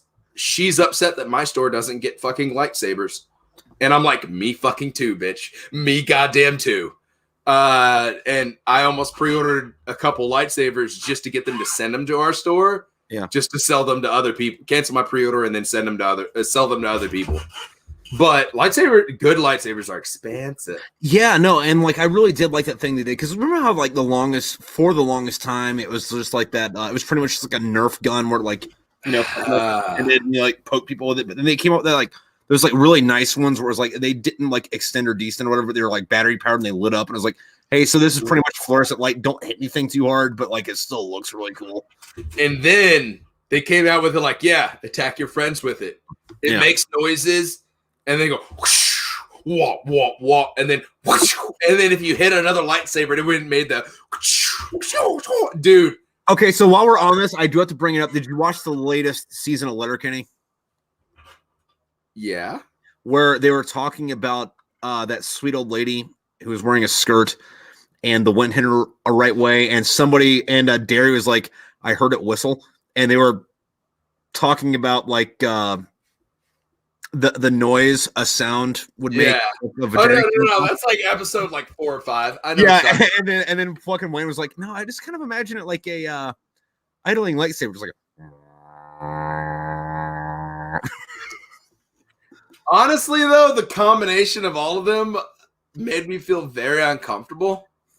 I was just like, I haven't heard this noise, but if I ever heard this noise, and like say I go to a mall. Or like I don't really go to malls, but or like a movie. Yeah, what something, and I'm just like, oh, if I heard it, I'd be like, by the way, you open? I know you're open. Are you free? Yeah. That's the better question. Oh God. All right. I know you got a sink. My fucking front door's that way. It's your audience, but I've got to piss. Okay, shit. What do I talk about while everyone else is gone? I don't know what to talk about while everyone else is gone. Fucking. Well, think about something to talk about while everyone's gone. Okay, so I'm really happy that they're postponing Top Gun Maverick because that was supposed to come out in 2020. However, COVID hit and it shut down all the fucking movie theaters. And then I think it's Paramount that's making the movie. I could be wrong. But they decided to push the movie's release date to the right, push it to 2021, maybe even 2022, because they want people to see this in the theater. And I'm really happy about that decision because I do not want to watch fucking the sequel to Top Gun, one of the greatest movies ever made.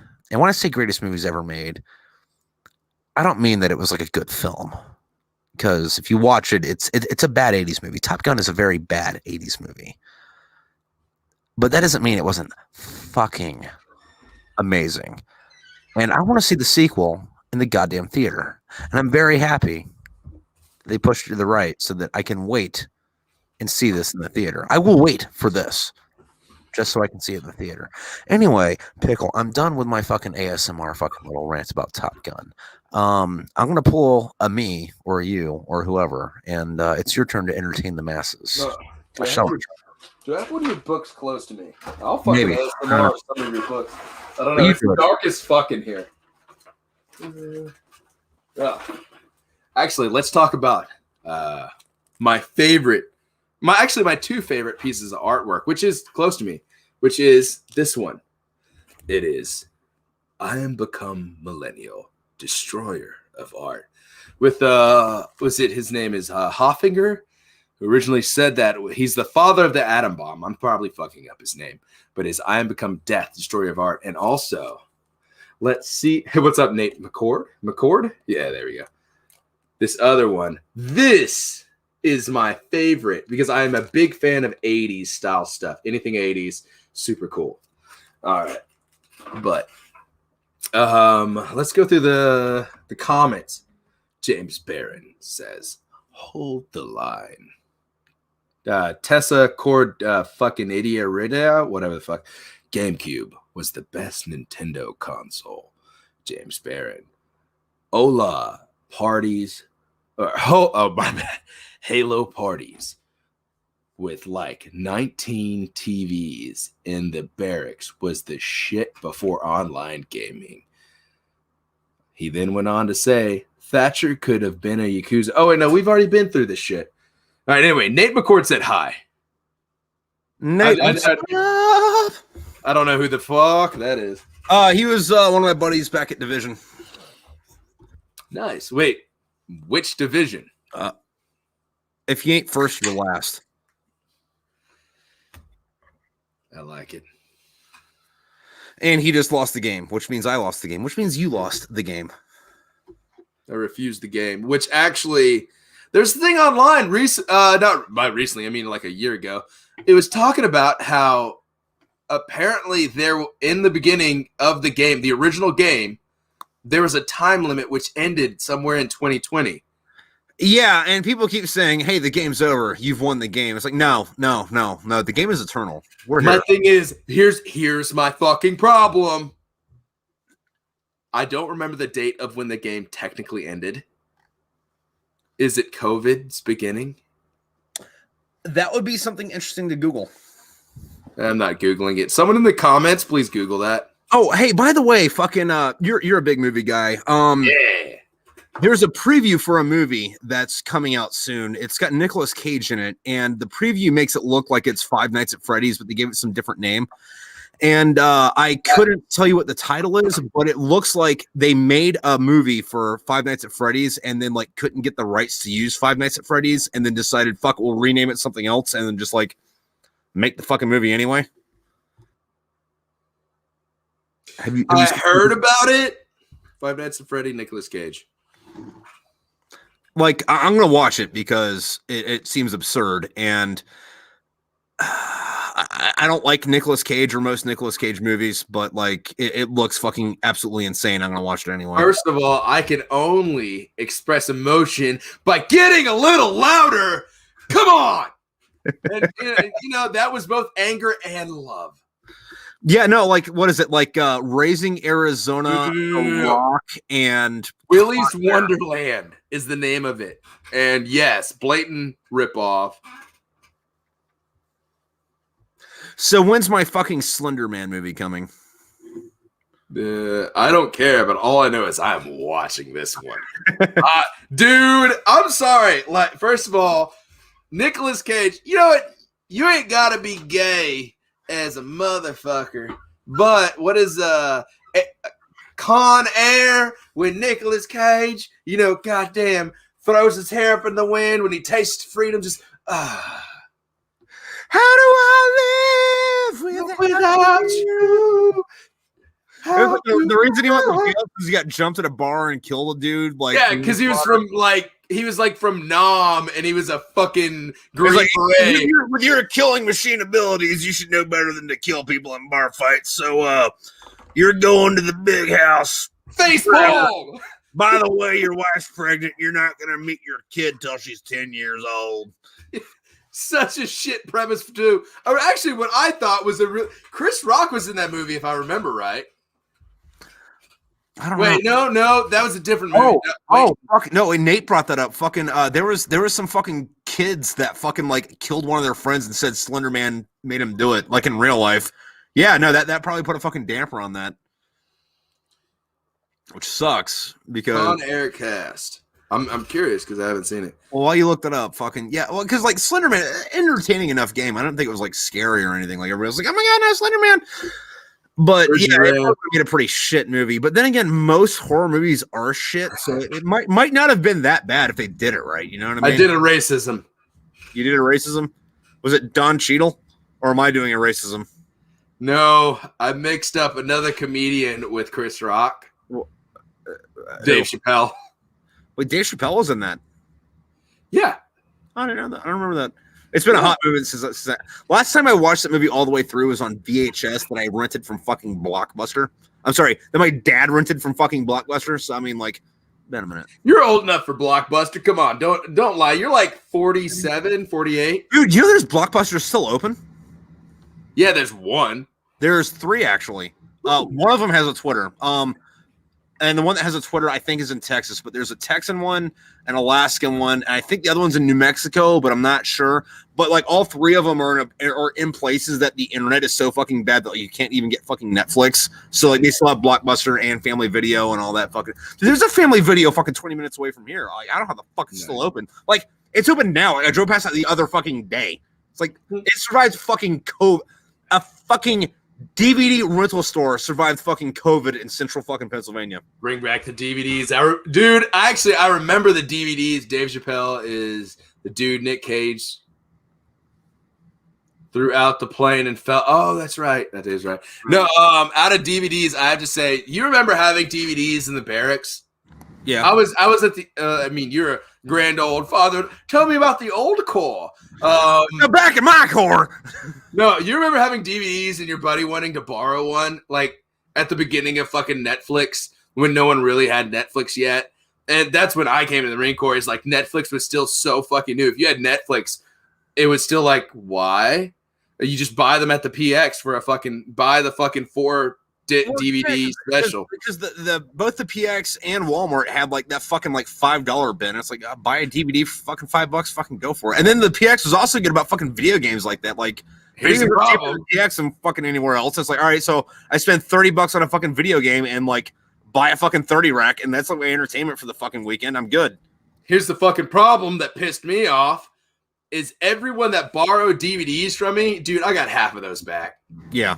But I also, like, people were like, because I am the movie person. I've always been the movie person. People would come to my barracks and be like, hey, man, you got any movies? I'd be like, yeah. I'd open 2 drawers in my fucking barracks, my fucking dresser thing, and I would be like, hey, I got these and I got these. They're alphabetized. The only thing is organized in my room was my DVDs.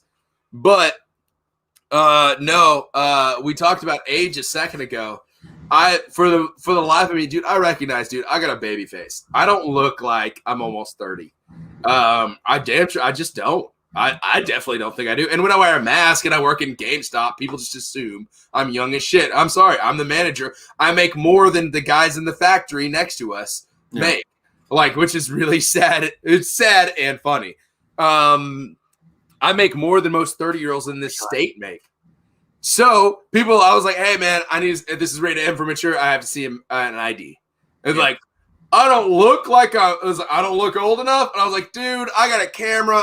And my go-to fucking joke is, if you don't look like you went to high school with Betty White, I have to see an ID. Yeah. I said that. And then a woman that was very old was buying a fucking M for mature game. And I knew I had to do it. I go, ma'am, I got to see your ID. And she goes, what? She goes, really? And I go, ma'am, you look young as hell. I have to see an ID. And she was like, oh, stop. Let me show you my ID. And I was like, yeah, fucking 73. 8 hours later, 8 hours. Applebee's, this woman fucking throwing back margaritas. No, but people they're like, I don't look old enough. And they'll hand me ID. And this is when I realized I'm starting to get older. Yeah. And I look at it and go, dude, my little brother's old, which I'm several years older than my little brother. And I'll look at it and I go, 99. I was like, dude, my little brother would card you. And they're like, what? And I go, here you go. And I was like, but you can get it. Dude, and the joke on TikTok was, I see the 1. And I was like, dude, the weirdest thing is when 17-year-old kids can buy rated M for mature, and I see 2003 on it, and I go, math. Fuck. All right. Yeah, no, you're good. That's shit. I got to do fucking math. Or 2004 kids can buy M for mature games. So I'm going to sidetrack this on a little bit. So Nate was saying his roommate, Bala, tried to steal his binder full of DVDs. Now, I'm going to tell you a couple stories about Bala. Bala was the stupidest motherfucker I have ever met in my entire life. And when I say that, I mean, he got NJP'd, fucking division level NJP'd. After fucking Mojave Viper because he decided to throw some fucking hand grenades into his fucking backpack and take him home. That's a court. He didn't get court-martialed? No. Anyway, fucking bastard. I got fucking battalion level for just a simple couple drinks and driving.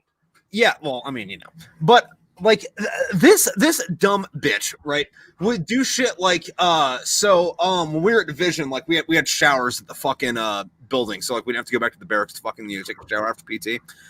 And must be nice. Yeah, dude, it was not at the fuck all.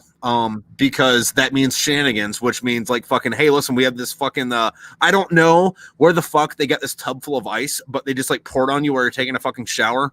Like it was pretty fucking like early 2000s fucking college movie there. in bad ways. But anyway, I'm sorry, Nate. They were smoke grenades, not fucking frags. But still. Anyway, fucking I was out I got a story about smoke grenades. Yeah. Anyway, I was out yelling at somebody for whatever at fucking PT. So I went to go shower late, and when I got out of the shower, I couldn't find my fucking uniform. So I'm walking around the fucking building, fucking like just ass fucking naked. And I'm like, hey, where the fuck's my shit? And I see Balla wearing my uniform with like my rank and like name and shit on it. And I'm like, Balla, what the fuck are you doing? And he's like, oh, I couldn't find my uniform, Sergeant. So I just grabbed the closest one. It's like, dude, you thought this was a good idea? Like this motherfucker, like we would get a phone call, right? Like at like fucking like 4:45, 5:15 in the fucking morning. And like, oh yeah, so PFC Balla can't come to PT this morning. This is PMO, by the way. Like, Balla, get your ass to the fucking formation before I fucking murder you. Oh yes, Sergeant. Like run over. Anyway, he ended up getting kicked out of the Marine Corps because technically for desertion. What? He didn't show up, for like a couple weeks, couldn't figure out where he was, started processing the paperwork. And then somebody got the bright idea to actually check hospitals. Wasn't any of them.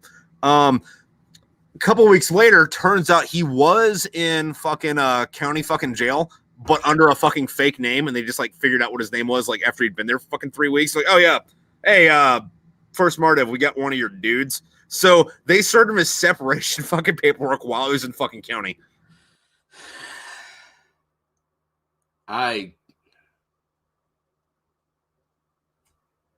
Yeah, busted for a fucking B&E. First of all, how the fuck do you get caught on a B&E? You be dumb. First rule of being in someone's house you should not be in is scope the bitch out.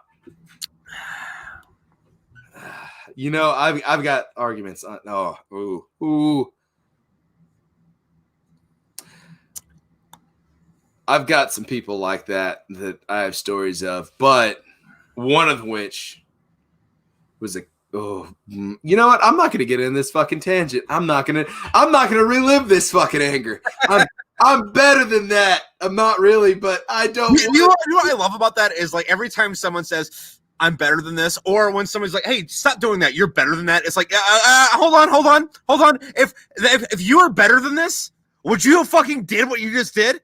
Obviously, you are not better than this, or else we would not be having this fucking conversation right now, you fucking piece of shit.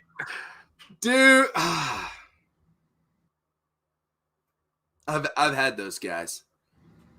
And which I've noticed this about the infantry other than besides the Pogue life, which you being the bridge, which I would actually consider you very much a bridge between infantry and Pogue, you dealing with both sides very well.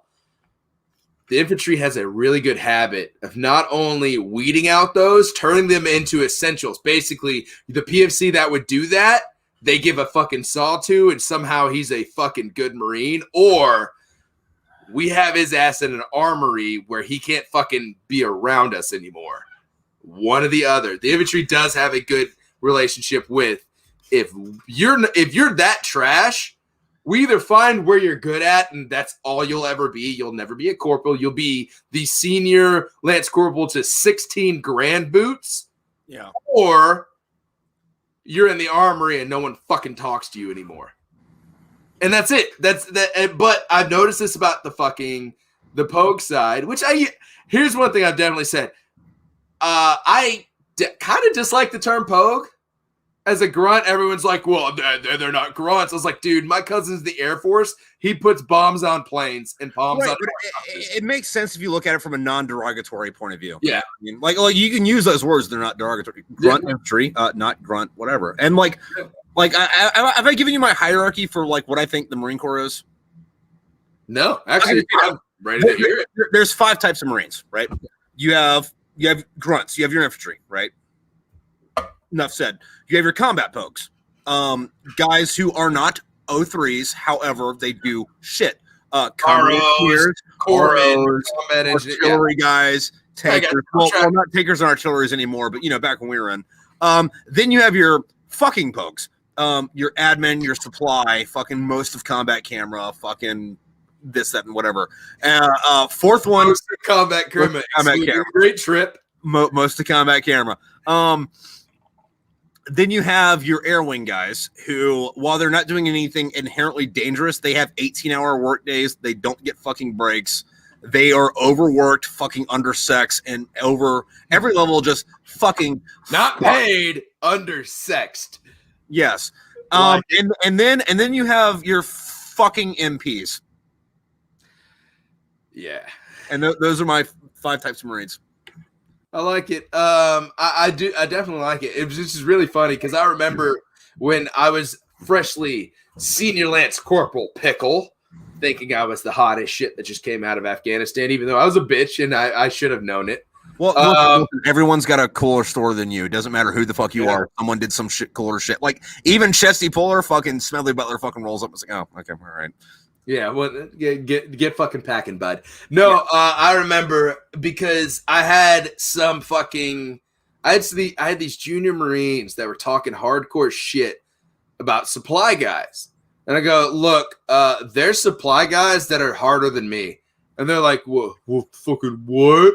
I was like, dude, I had a sergeant named Bledsoe that technically got pulled up. Kind of a cool name. Went on more. Yeah, Bledsoe is just really cool. I knew a girl named that, but there's stuff with periods and it's different. It's completely different. Anyway, Bledsoe was a sergeant when I was in Afghanistan that was basically on every goddamn mission that ever fucking happened. The moment we showed up, and he got pulled out of Afghanistan like 2 weeks before we fucking rolled out because he was in the gym cranking probably 600 pounds of weights on the curl bar. Just, oh God, fuck.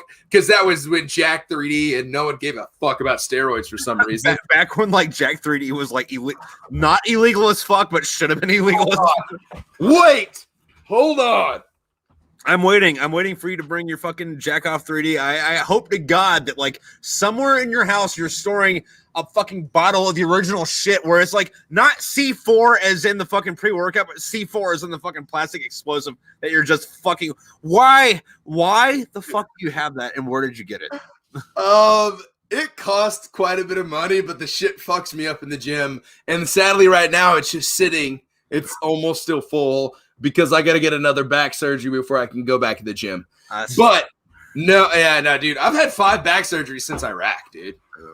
Yeah, no, it's been a fucking trip, man. Oh, hey. Anyway, no. This fucking goddamn dude literally is like curling and just tears his bicep muscle. And he's just like, he's just like, I got to fucking go back.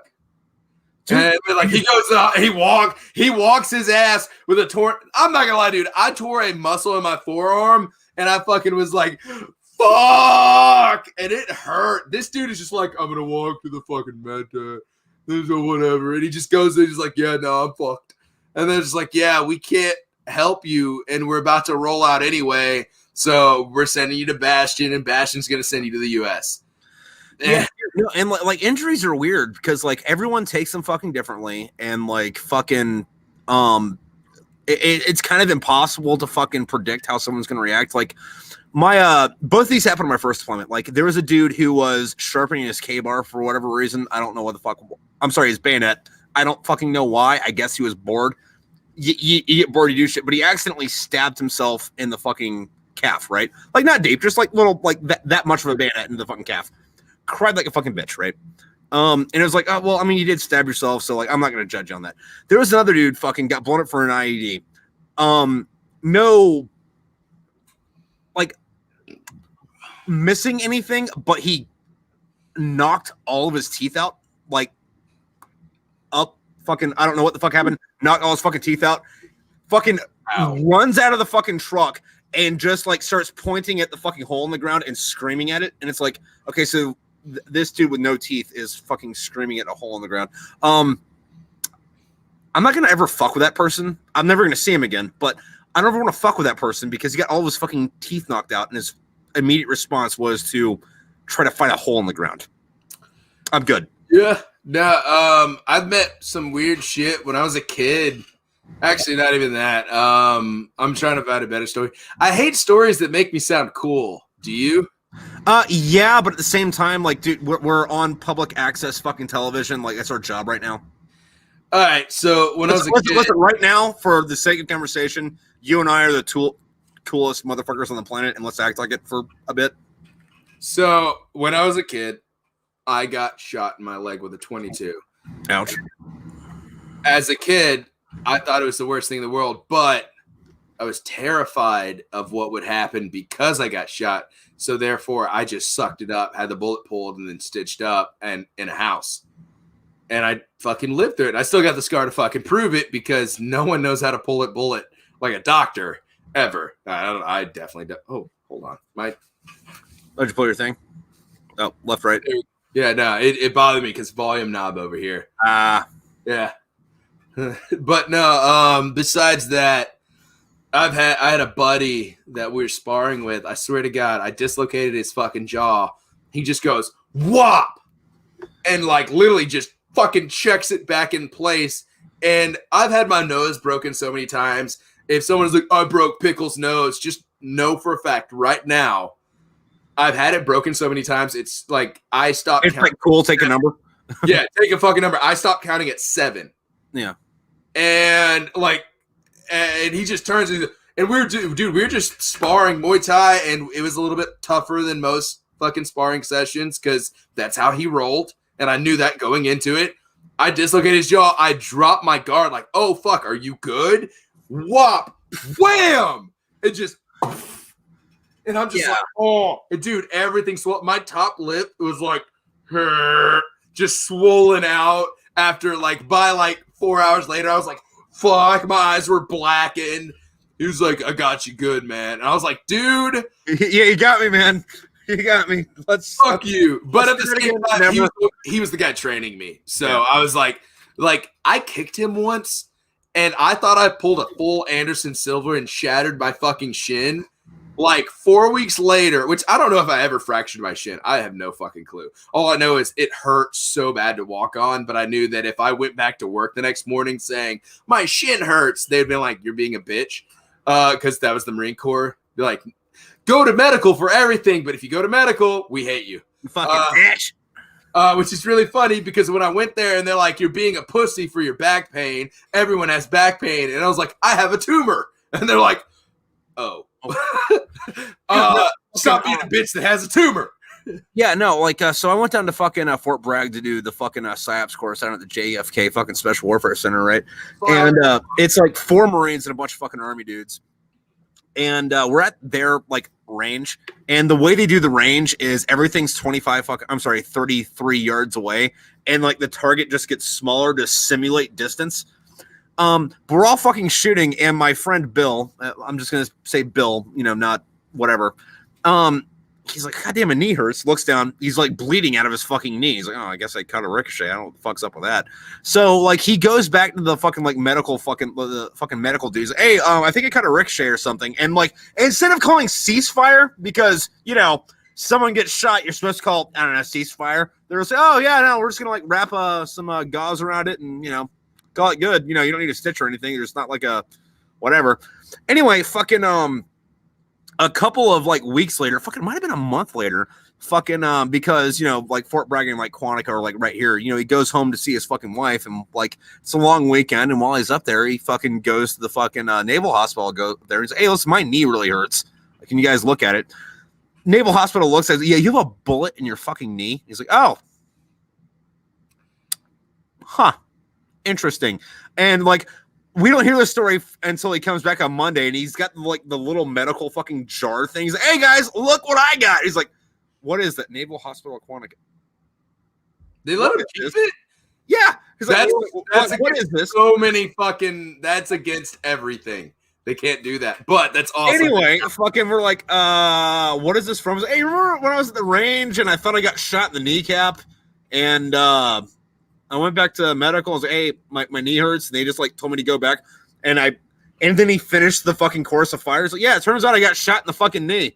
And we're like, oh, all right, cool. So me and Bill, him, and then Mike, and then Eric, we're all like, oh, hey, cool. All right, fucking high five. Fucking we're buying beers tonight. And then like the rest of the class, which are all Army dudes, they didn't talk to us the rest of the fucking course after that. They're like, okay, so these fuckers get shot and go drinking for it. So I have a story on getting shot in the leg. Not me. Not this time. It was during my coach's course in 29 Palms. It was my fucking first coach's course. And I'll say this. I will, for this day, my best thing about me is if you can't shoot, I can teach you to shoot. If you're a good shot, I can make you better. When it comes to shooting, I'm just good at it, or at least amazing at teaching. And that's something I will always brag about this to this day. I am talking about good old boys. Don't know how to use a gun. I don't know what it is. Dude, actually my grandpa, he taught shooting in the Army back after he got drafted to fucking Germany. And then he raised his kids to shoot. I was always a good shot. I was well adapted to it. I've always been good at it. But we're at the coach's course and we're doing the pistol shit. And this is also we're also doing the intramural competition shoot. This dude, he's from Kenya. I'm not going to pretend to do his accent because that'll be a racism. And I'm not going to do that. But dude had a funny fucking speaking voice. Goddamn funny as shit speaking voice. So this motherfucker turns around and we finish a series of fire and we go to holster. And there's still rounds in the fucking mag because we still got stuff to do. And it's like, okay, I holster mine and I look to my buddy. I'm 2 guys away from him.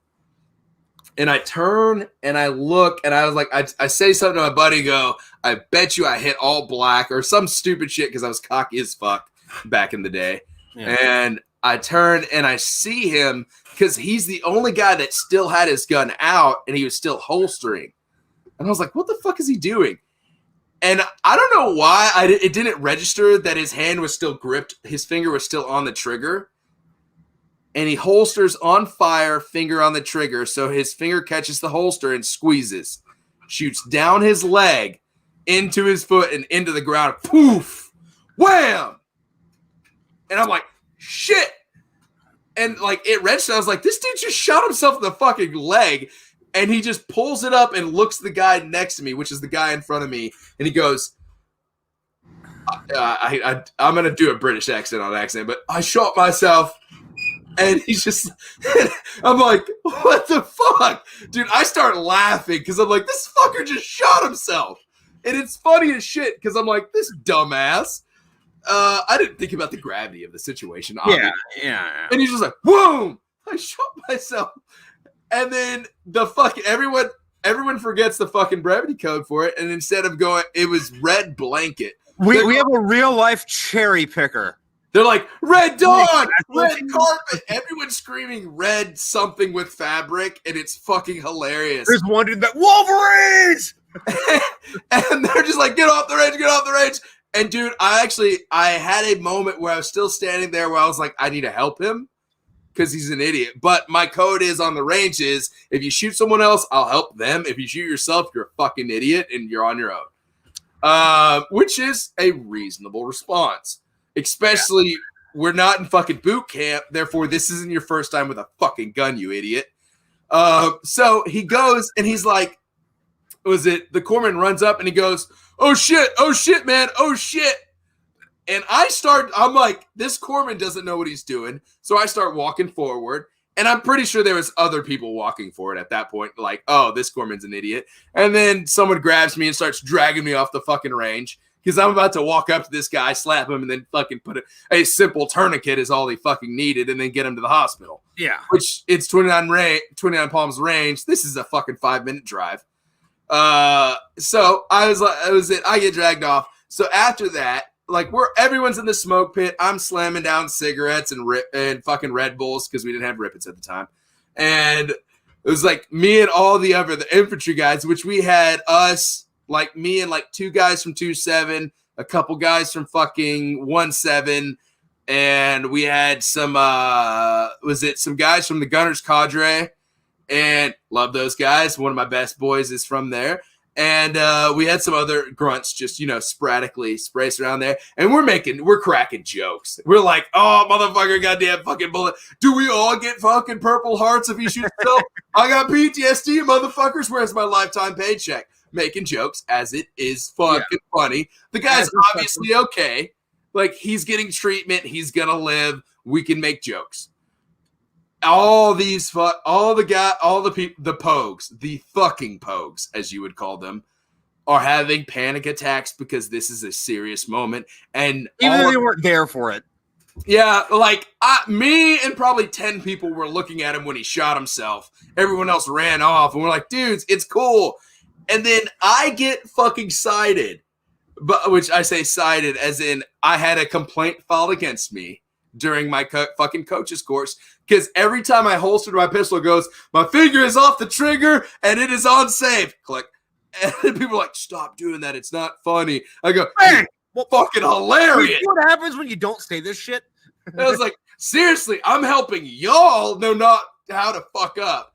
And this dude, and like, everyone's just so fucking upset because I just keep making jokes about it. All the infantry guys, we're all just like, oh, because I think I was probably in the group of the most boot people, and we just got back from Afghanistan that went to coach's course. Everyone else was like 2 fucking deployments to the Middle East kind of guys. And so all the infantry guys were fucking having fun. The pogues were the pogues that basically only ever stayed in 29 Palms. And they didn't like how we thought it was fucking hilarious. Dude, and like that's one of the things I don't fucking get about 29 Palms is like fucking like on one hand, it's fucking party city. On the other hand, there's like that 10% that are just fucking like wet blanket doesn't begin to describe how fucking downer these fucking people are. But funny range story. Not on the range, but my wife now, girlfriend at the time. Her dad decided that, he wanted to do some like bonding time with me, but also like show me who's the boss, type thing. So like it's like, hey, you want to go to the range? And I'm like, yes, I'll go to the range with you, man. Good. Like, cool. He's like, cool. Yeah, well, I'll bring my stuff out and, show you how to shoot. I'm like, oh, you will. All right. Well, I'll bring some of my things. Right. So he shows up and he's got like 3 or 4 like Ruger fucking revolvers. And then for whatever reason, he's got Bravo. Is it Bravo targets, the silhouette ones? Dude, like, I don't remember, but it sounds right. But yeah, Bravo targets. Yeah, you're right. I don't know why the fuck he has these. I guess he got him surplus somewhere. This dude has never spent a fucking day in his life fucking in the service. But he's got these things, and we're setting him up at like, fucking 10 yards, like right the fuck there, and he's like, all right, here's my Ruger 22, bang, bang, bang, and I'm like, oh, that's a cool Ruger 22, bang, bang, bang, and whatever. He's like, and then he's like, well, what'd you bring? I'm like, well, I got my fucking Bushmaster that I brought, my fucking AR. He's like, all right, well, let's put this up. So he puts his new fucking target up. And he spends 5 minutes on one magazine going, bang.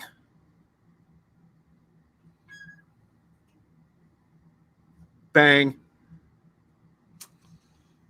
Anyway, spends 5 minutes emptying one fucking magazine.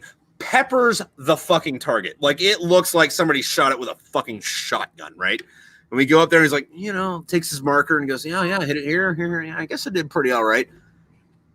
Like 10 fucking yards away, right? And then, like, he puts a new target up because he had, like, a fucking roll of them for whatever reason.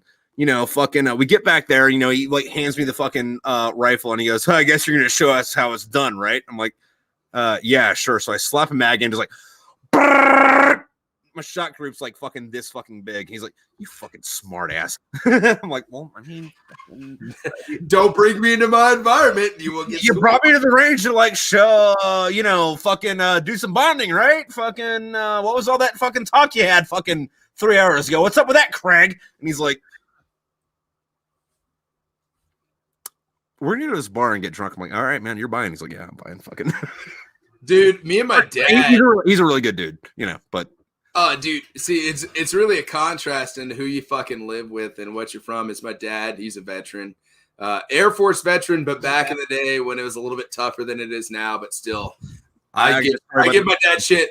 I was like, yeah, I had this happen to me. My dad jokes about, he's like, yeah, well, when I was leaving a bar in Okinawa, I tripped and fucking busted my cheek, and you know what? They wouldn't give me a fucking Purple Heart. And I'm like, fuck you, dude. But me and my dad, we'll sit out there. He's got a Mini 14 and I've got an SKS, and we'll fire at the same small tree at the base of it. and we'll argue who cut it down first. My dad's the type of guy that buys ammo at like in the spam can of ammo at 500 rounds per like fucking like you put in the side. Yeah, no, he does that. And I'm like more beef hash. He has like fucking 10 of those. So my dad was also in the Air Force. He was in for 4 years, made sergeant 3 times. The second time he got whatever their version of fucking NJP'd was because Article 15, whatever the fuck you call it. He was the ordnance guy, right? So he loaded bombs on the fucking airplanes, but like they also have to stand fucking fire watch on the planes. And he was standing fire watch on an F-111, which is a nuclear capable aircraft. And the way they do those, they have the bird on the fucking runway. They have the nuclear bomb next to it because you don't like store them with the fucking bomb next to it. And you have this like big arming fucking computer, and you have these fucking like 12-hour fucking watches. And the arming code for the nuclear bomb is, I think, like 50 fucking digits long. And my dad was bored. So he's like, beep, beep, beep it, beep it, red light. Beep, beep, beep it, beep it, red light. Beep, beep, beep it, beep it, beep it, green light.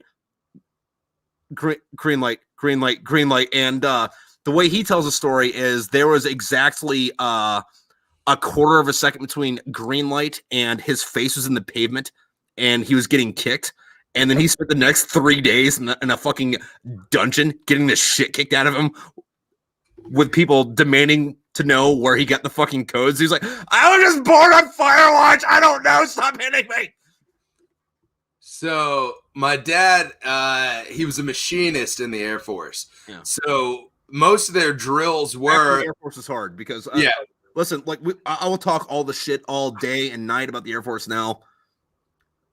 Back in the day, in the 70s, maybe being in the military was hard. Like that wasn't a fucking Air Force. It was like, nah, you're wearing a uniform. Like, So my dad, one of his he has a couple different stories about it, but one of the things was one of their drills as a machinist was their fucking master sergeant would go out to a plane with a fucking axe and other tools, spend about an hour fucking its world up, and they have 10 minutes to get it flight ready.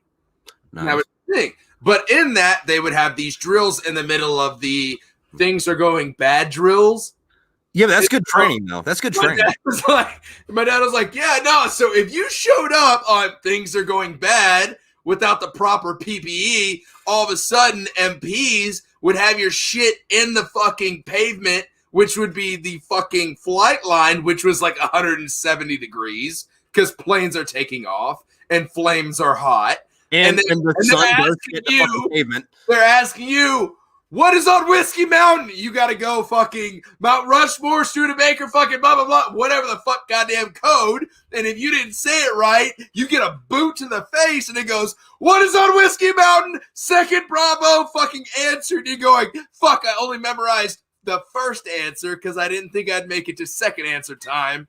And you're just getting the shit kicked out of you. You get hauled off. And then in the room, you're going, well, you're getting NJP. You're getting articled again because you couldn't remember. My dad picked up what was E4 apparently 3 times. He lost one because apparently he left NCO school because fishing was really good in Louisiana where the NCO school was. So that's a fair fucking argument, though. I mean, because this is like what 70s, 80s. Like, yeah. Second time was because he was drunk driving, which is why my parents didn't give a fuck about my DUI. Like father, like son. Yeah. And the third time was because apparently this motherfucker was doing his flatline shit, senior motherfucker, everything, and then bam, forgot some fucking words and got in trouble, got busted down again, but then left still as an E4. While his father, which is really funny, I love the story of how my dad became enlisted. My dad, my grandpa retired as a master sergeant, surgeon, some shit, medical field. He was originally in the Army. He was drafted. And then he went and he re-enlisted into the Air Force. I've got some stories about Africa that I swear to God, my grandpa was the medic on some spec op shit that I'll tell you in a second after I piss in a little bit. That you would go, yeah, no, that seems sketchy. Your grandpa was a spy at one point. Well, no, that's the funny thing about that though, is like half the cool stories sound like bullshit. Like if it doesn't sound like bullshit, it's not really a fucking cool story. You know what I mean? Oh yeah, no, but Like my grandpa retired. He's got all these connections. He's fucking doped up. He gets my dad a straight trip to some Air Force college. My dad's going to be a pilot because my dad wanted to be a pilot. Yeah. It turns out my stepdad is colorblind, can't be a pilot. My stepdad got so pissed, he went to an Air Force recruiter and enlisted, completely left the option of fucking being an officer. I guess I'll do that. However, I do think that fucking argument's a little bit fucking bullshit. Like, not on your end, on the military's end, because like you can't be an aircraft mechanic if you're colorblind, right? However, all of the wires in a fucking aircraft are gray and they're numbered. It's not like red goes to red or green goes to green. It's like 1, 2, 3 goes to 1, 2, 3, and 4, 5, 6 goes to 4, 5, 6. So it's like, where's the fucking real quick? While you're fucking complaining about that or doing that, I'm gonna complain a bit. But the whole colorblind thing in the fucking military is complete bullshit. The only one that like makes any sense is like a video. Like you can't be a videographer if you're colorblind, which I guess like for an artistic fucking point of view that makes fucking sense. But everywhere else, the fucking wires, they're not red or blue. They're like 1, 2, 3, 1, 2, 3, 1, 2, fucking 3. Being a fucking pilot. Now, if there's a pilot fucking watching this later that wants to correct me, fucking feel free to. I will take the fucking blame because like I don't know what the fuck I'm talking about. I'm just kind of fucking speculating. But I've been in fucking cockpits. Like everything's fucking black and white. There's nothing fucking color fucking coded. Like the only thing I can even fucking imagine is like a red light and a fucking green light. But like you can train yourself to know like that one is bad, that one is good, and you just fucking go with it. Like maybe if you have some other, maybe if being colorblind is indicative of other fucking vision problems where like you can't, I guess tell tones, but like if you can tell fucking hues, that'd be its thing. Anyway, Pickle, your turn to rant. Something about tones and hues. Give me give me a fucking brief synopsis of what you're saying. Restrictions in the military because you're colorblind are bullshit. Okay, all right. So I've got some stuff on that. So I joined the Marines to basically be infantry. I had some jobs taken away from me at MEPS because I'm also colorblind. Weirdly enough, my stepfather's colorblind and I'm also colorblind. So it's kind of weird. But what wound up happening was I got into the infantry and then I became a mortarman, which if you're colorblind, you're not allowed to be, because nods on a mortar stake in the middle of the night are green and red, and I am green and something else colorblind. But what a lot of SF guys get and snipers get pulled into is because if you're colorblind, which is my color blindness, strangely, is there's a special fucking group of color blindness, which is when you have a lack of cones in your eye, you have an excess of rods, which means I have an impeccable night vision, which the reason why I wear amber lens is not because I have a camera and a light pointing at me, which it is right now. It is because even during the daytime, I have light blindness because it hurts my eyes. But that also means at nighttime, I can see better than anybody else.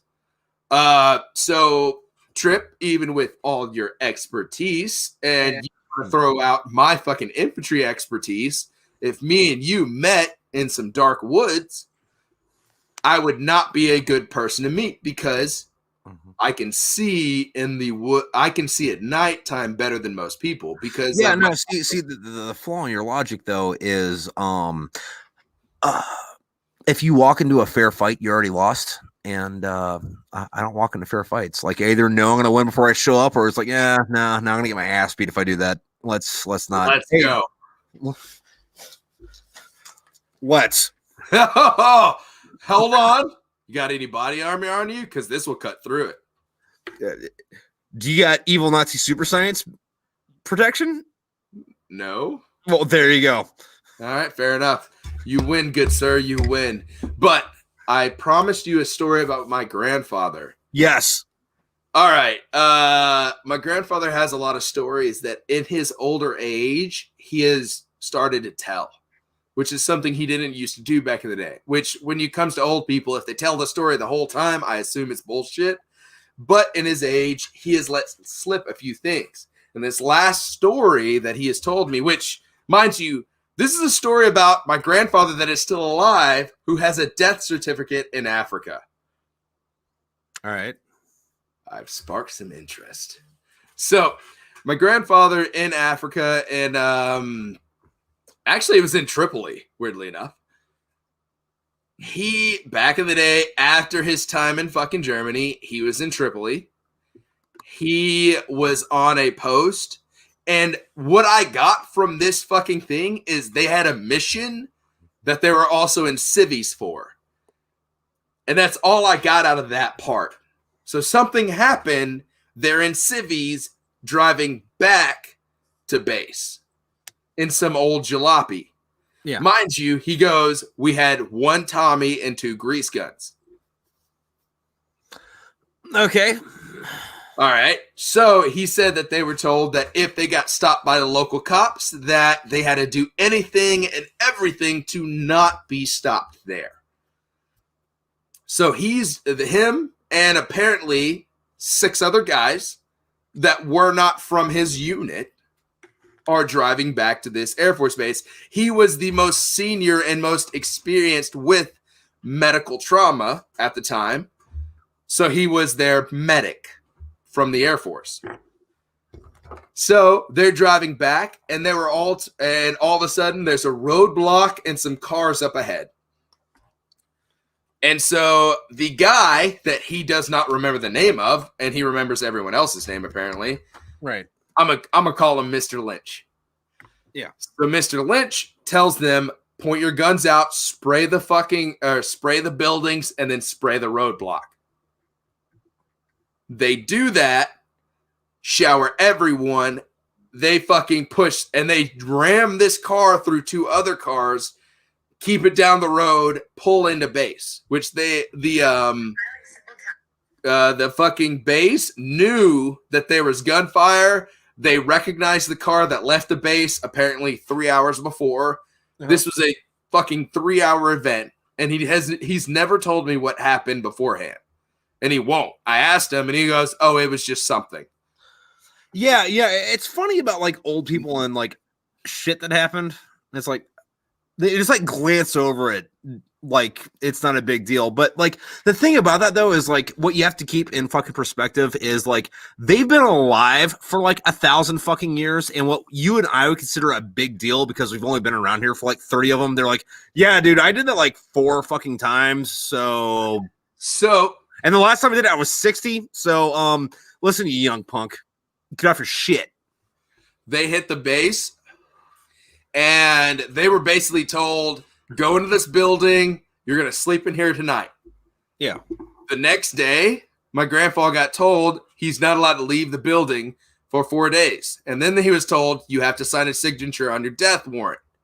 And he was like, I'm not signing shit. And he goes, no, this is a death warrant for this person, which was similar but slightly different than his name.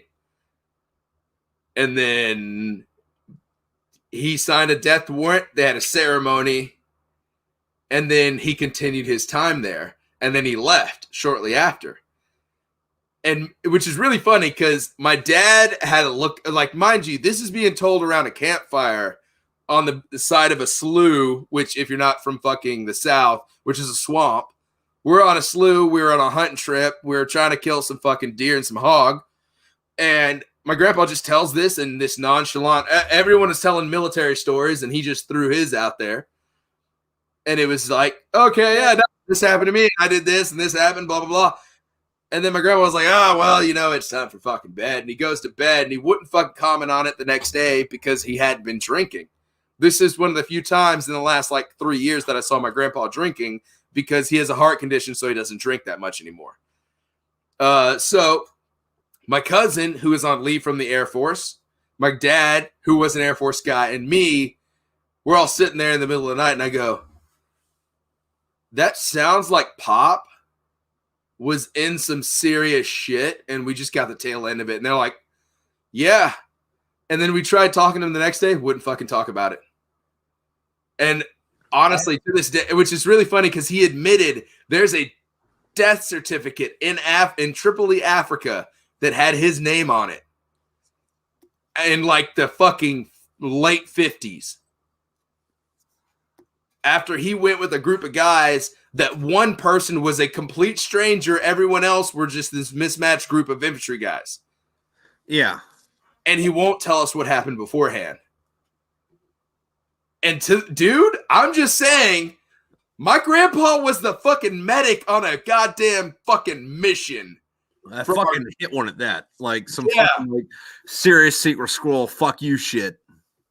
That is, I knew my grandpa did some shady shit. He's ran fucking underground casinos on almost every base he was on. From fucking London to goddamn fucking East Germany to goddamn fucking American bases. My grandpa ran fucking underground casinos.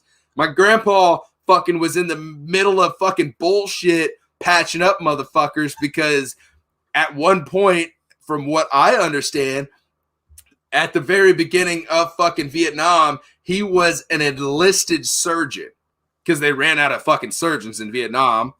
And the only reason he wasn't in directly Vietnam was because he had 3 brothers that were in Vietnam running missions. One, my Uncle Tommy, was a goddamn raider. Nice. My Uncle Don, he was in the Navy. He ran a fucking gun on a boat. The rest, the other one, he was a clerk somewhere. And honestly, with my family, I don't know whether he was actually a clerk or not at this point. I'm just like, let's just go with yes. Let's just hope that my grandpa was the only sketchy one out of the group. So, my doc buddy's got a really funny story about fucking Vietnam shit.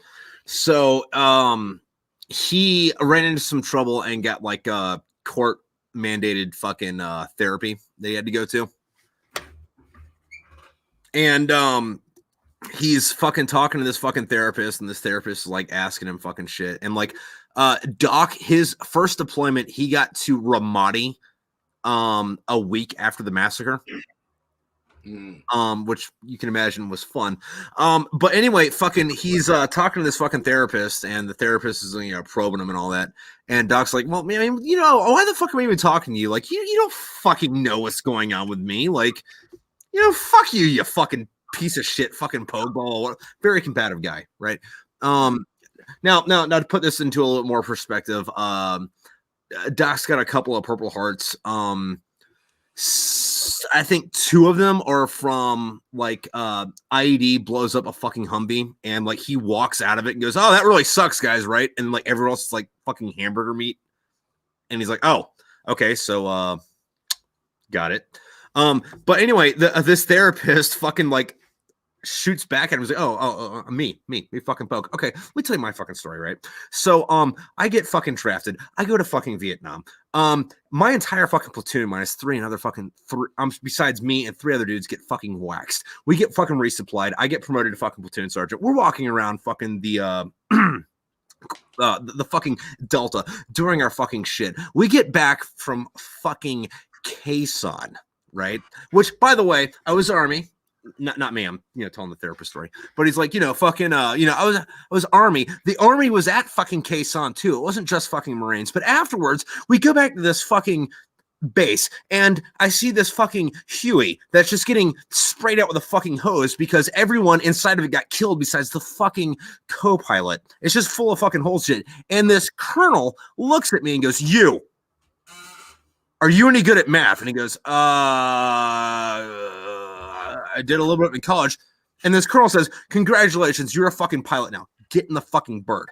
So he becomes this fucking like warrant officer, Huey pilot, just like boom, colonel said it, you go. I think his second day, fucking he had 2 co-pilots get fucking killed. And then it just gets worse from there for the rest of the time he's in fucking Vietnam. And then he gets back to fucking Fort Campbell, Kentucky, and he's walking around as a fucking warrant officer 3. And then some other officer recognizes him and he goes, "Hey, you're this guy, right? Yeah. Hey, why are you a warrant officer?" He's like, "Well, I'm a warrant officer because, this shit happened in Vietnam. They're like, yeah, let me go talk to the admin section real quick. And then since he didn't go to the fucking warrant officer school, they bust this dude back down to fucking sergeant. Like, not punitive or anything, just because, hey, you didn't go to school, you don't fucking rape. So this therapist is telling my doc buddy this shit, and he ties it up with, okay, so petty officer, why don't you tell me why the fuck I don't write to listen to your fucking problems? Ooh. Yeah. Yikes. Dude, that fuck. That's a hard one. Dude. I mean, because if someone said that shit to me, like, okay, so insert family member here may or may not have sexually abused me. Fucking I got shot here. Fucking my dog died when I was in 3rd grade. Fucking my platoon sergeant was kind of a dick. What do you want to know, man? Well, you have rendered me speechless. That's actually that's speechless. You have to one up that. That's been the theory of the night. We gotta one up each other. You one up me. After that, I'll one up you, and then after that, you one up me. Let's keep doing this, man. We've been on track, one upping. All right, I have a story, and it's fucking stupid, but it has to deal with therapist. My therapist was not a fucking good person. Right. So I got a DUI when I was a fucking sergeant, busted down to fucking corporal. Originally, it was supposed to be ceremoniously, and I was just supposed to walk around until I got out. But then 1-7 hit some shit, and then I wound up they're like, fuck you, and paperwork went through. It is what it is. I got out as a corporal, and to this day, I will never pretend to be a sergeant.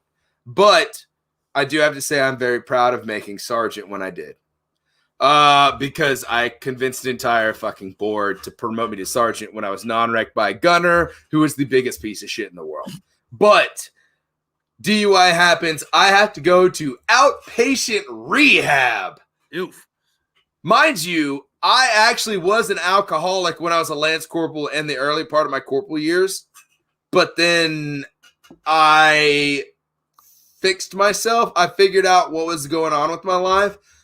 And I was good. So my DUI really, all right, I got to give a pre-emphasis. My DUI was, I was back from some fucking TTEGC shit with the Coyotes. And I was like, hey, we're back for like 5 days from fucking evaluating motherfuckers. And we just evaluated Hawaii. I'm stressed out. I'm going to hit my buddies up. We're going to go to the bar. It's cool, whatever. I'm at the bar. Was it the Joshua Tree Lounge? Some girls are dropping E in their beers, slamming it. People are doing cokes on the table. Hold on. The lounge or the saloon? Saloon. Oh, dude, that place is fucking fun, man.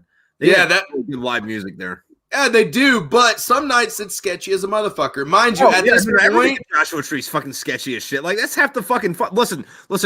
29 Palms is only half the experience that it is because it's fucking fun and no one gives a shit. The other half the experience is it's very stabby. Yeah, no. Break and run, the jab and stab, the fucking break balls. Trust me, I know most of the people that gave them those names. Anyway, so what I was getting at. The Virginian, man. The good old Virginian. Dude, my house was like 2 blocks from there. I walked there every night, it seemed, for a little bit. But no, that night, actually, same house. That night, I was like, hey, we're going to fucking JT Saloon. And so I roll there. I have a couple drinks. Some people are being sketchy as shit. And at the time, I had almost lost my little brother to drugs. So I was very anti-drug at the moment.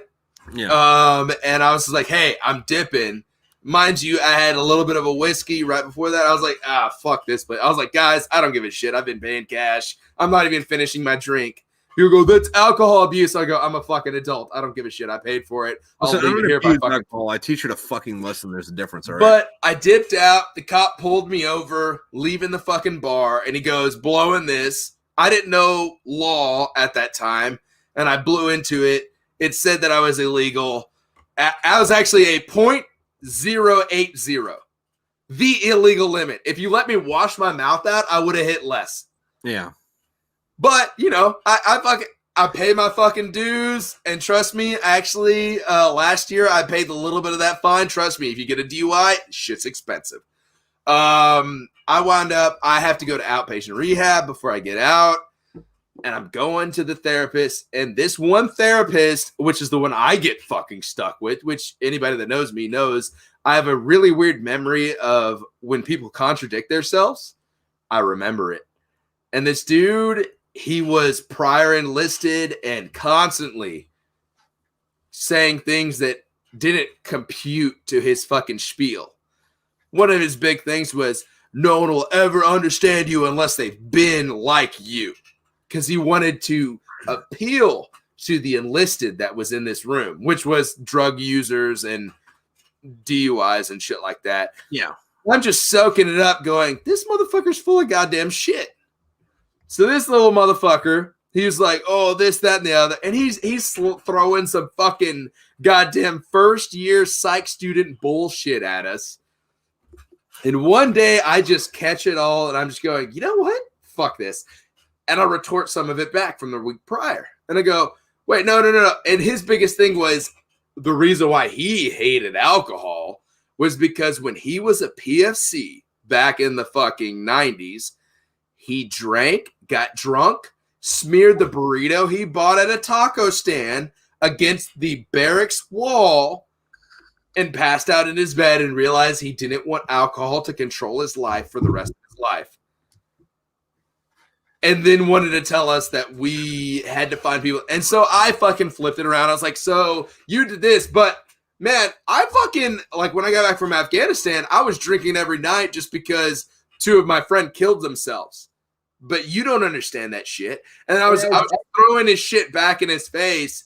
And this dude goes, you know what? You're a piece of shit and you'll never be a real Marine. And I go, yeah, but I'm a real Marine. But I was like, I'm not a real Marine, but you've never been on a single fucking deployment. And he goes, fuck it. And he turns to one kid and he goes, you're in charge. And he walks out. The kid was actually a drug case that was trying to get over heroin. And so the guy was like, we could all go on a smoke break because I'm in charge. And I go, sounds good to me. So we all go on a smoke break. They put me in a different group that day. But mind you, this guy is literally trying to tell Marines, hey, if you have a drink every other night, you're a fucking alcoholic and you got a problem and you're a piece of shit. And I was like, dude, I like beer. Like, I'm sorry. I dig beer. No, I hate that shit. Look, if I show up to work on time and do my job, you can fuck off whatever the fuck I do, not at work. Here's the thing is, I don't know if you know this, because I had to go through the outpatient rehab and I had to deal with the whole, you have a problem and it's a disease. And I had to deal with that fucking jargon for so long. And then I got interested. And so I started looking it up. Did you know most of what rehab and Alcoholics Anonymous use for their science was stuff that was found in the late 40s? I would be surprised if it was that recent. Actually, most of the stuff that you find with fucking what they call alcohol. Oh, goddamn. Hold on. I'm drinking, so I have a problem. Alcoholism. Most of the problems they have with it is actually stuff that is almost fucking 100 years old. Yeah. Science from 100 years. Dude, we didn't realize coffee was good to you till 10 years ago. And we've been back and forth on that shit for like fucking hundreds of years. Oh, no, dude, the prime example for that is the fucking egg. And think about this, like an egg is healthy. Okay, now the egg's not healthy. The white part's healthy. Okay, well, maybe not just the white part. Maybe eat the yolk too. Okay, well, maybe just eat the yolk because the white part's unhealthy, but the yellow part's good. Oh, now we're going to take that back. The yellow part's bad. The white part's good. Just eat the whole fucking egg, dude. Yeah. Here's the thing is, at one point, I want to say it was about 4 years ago, roughly, they said that if you ate more than 2 eggs a day, it was unhealthy. But it was because the only thing I ate was fucking eggs, and I was probably the best in shape in my entire fucking life. They also said, it's because they said there's cholesterol in eggs, and the reason why is because they couldn't compute it. The U.S. government alone, not mentioning other fucking government entities, have spent over $72 billion on researching how cholesterol is poorly affected to the human health. Yeah, Now, but here's the thing: is they haven't proved anything. That's just they spent that much money researching it with no proof. Yeah. Dude, I hate to go. People get mad at turn me. the freaking frogs gay, and the eggs are actually healthy. God damn it! They have these science machines, and they're turning around and saying that eggs are bad for you. But we've ate eggs for years, dude. I'm not fucking Alex Jones with some fucking psycho shit. It's just, it's like if you're gonna spend that kind of fucking money, have a fucking result for it. Yeah. Please. And then also maybe don't pour that amount of money into something that I can tell you for fucking free. There you go, dude. I was it the best health I've been is which they also used to say breakfast is the most important meal of the day. You remember that spiel from school, right? Oh no, yeah. Well, listen, regardless of whether or not breakfast is the most important meal of the day, it is the tastiest. And if you have a good breakfast, you don't actually need to eat the rest of the day. So, like, just eat fucking breakfast. Here's my thing against that. First of all, they've proven that breakfast is actually obsolete. Breakfast doesn't mean eat, but breakfast foods are very good for your diet. If the first meal you have has fatty acids in it, i.e. fatty food. So if you have, a little bit of pork, some eggs, maybe some fucking potatoes in the form of hash browns. Mayonnaise. There you go. You know what? I eat my meals at that, which the best shape I've been, which I have the Instagram pictures to prove it, which isn't. Do not don't get me on goddamn 19-year-old kids that want to give people health advice. Pickle McThirst trap. I could make thirst traps. But, let's go with fucking goddamn 24-year-old pickle. 26-year-old pickle. When I didn't eat until fucking 4 to 5 p.m. in the afternoon. I ate eggs, a little bit of pork, some fucking potatoes. And then for dinner, I had a healthy grass-fed, because, organic fucking beef, goddamn grass-fed, no goddamn fucking hormone, fucking steak, and a little bit of fucking wheat-based something, plus I love spinach, and since I'm from the South, some collard greens. I love me some collard greens. You slap some spinach and collard green together, a little bit of goddamn Tabasco, a steak. Oh, you're fucking hitting my soul, and it's good for you. And then I'd go and lift, and we're doing great, and I was in the best shape of my life. If you turn around later, and when I'm having breakfast that's supposed to be fucking healthy for you by your nutritionist, most nutritionists they fall into 2 categories, and I found this out, and it's so fucking weird. They go by nutrition facts that are fucking way older than me. And even older than you, since you're like at least 76 years old. Well, I mean, like I gave some pointers to Moses when he was a boot. Yeah, there you go. And or they're trying to tell you, or I found nutritionists that are trying to be ahead of the curve, and they're not basing anything off of facts but off of speculations. Right. Here's the problem. And I found this very truly. The best shape I've ever been, the healthiest I've ever been, the best I've ever felt is due to a paleo diet.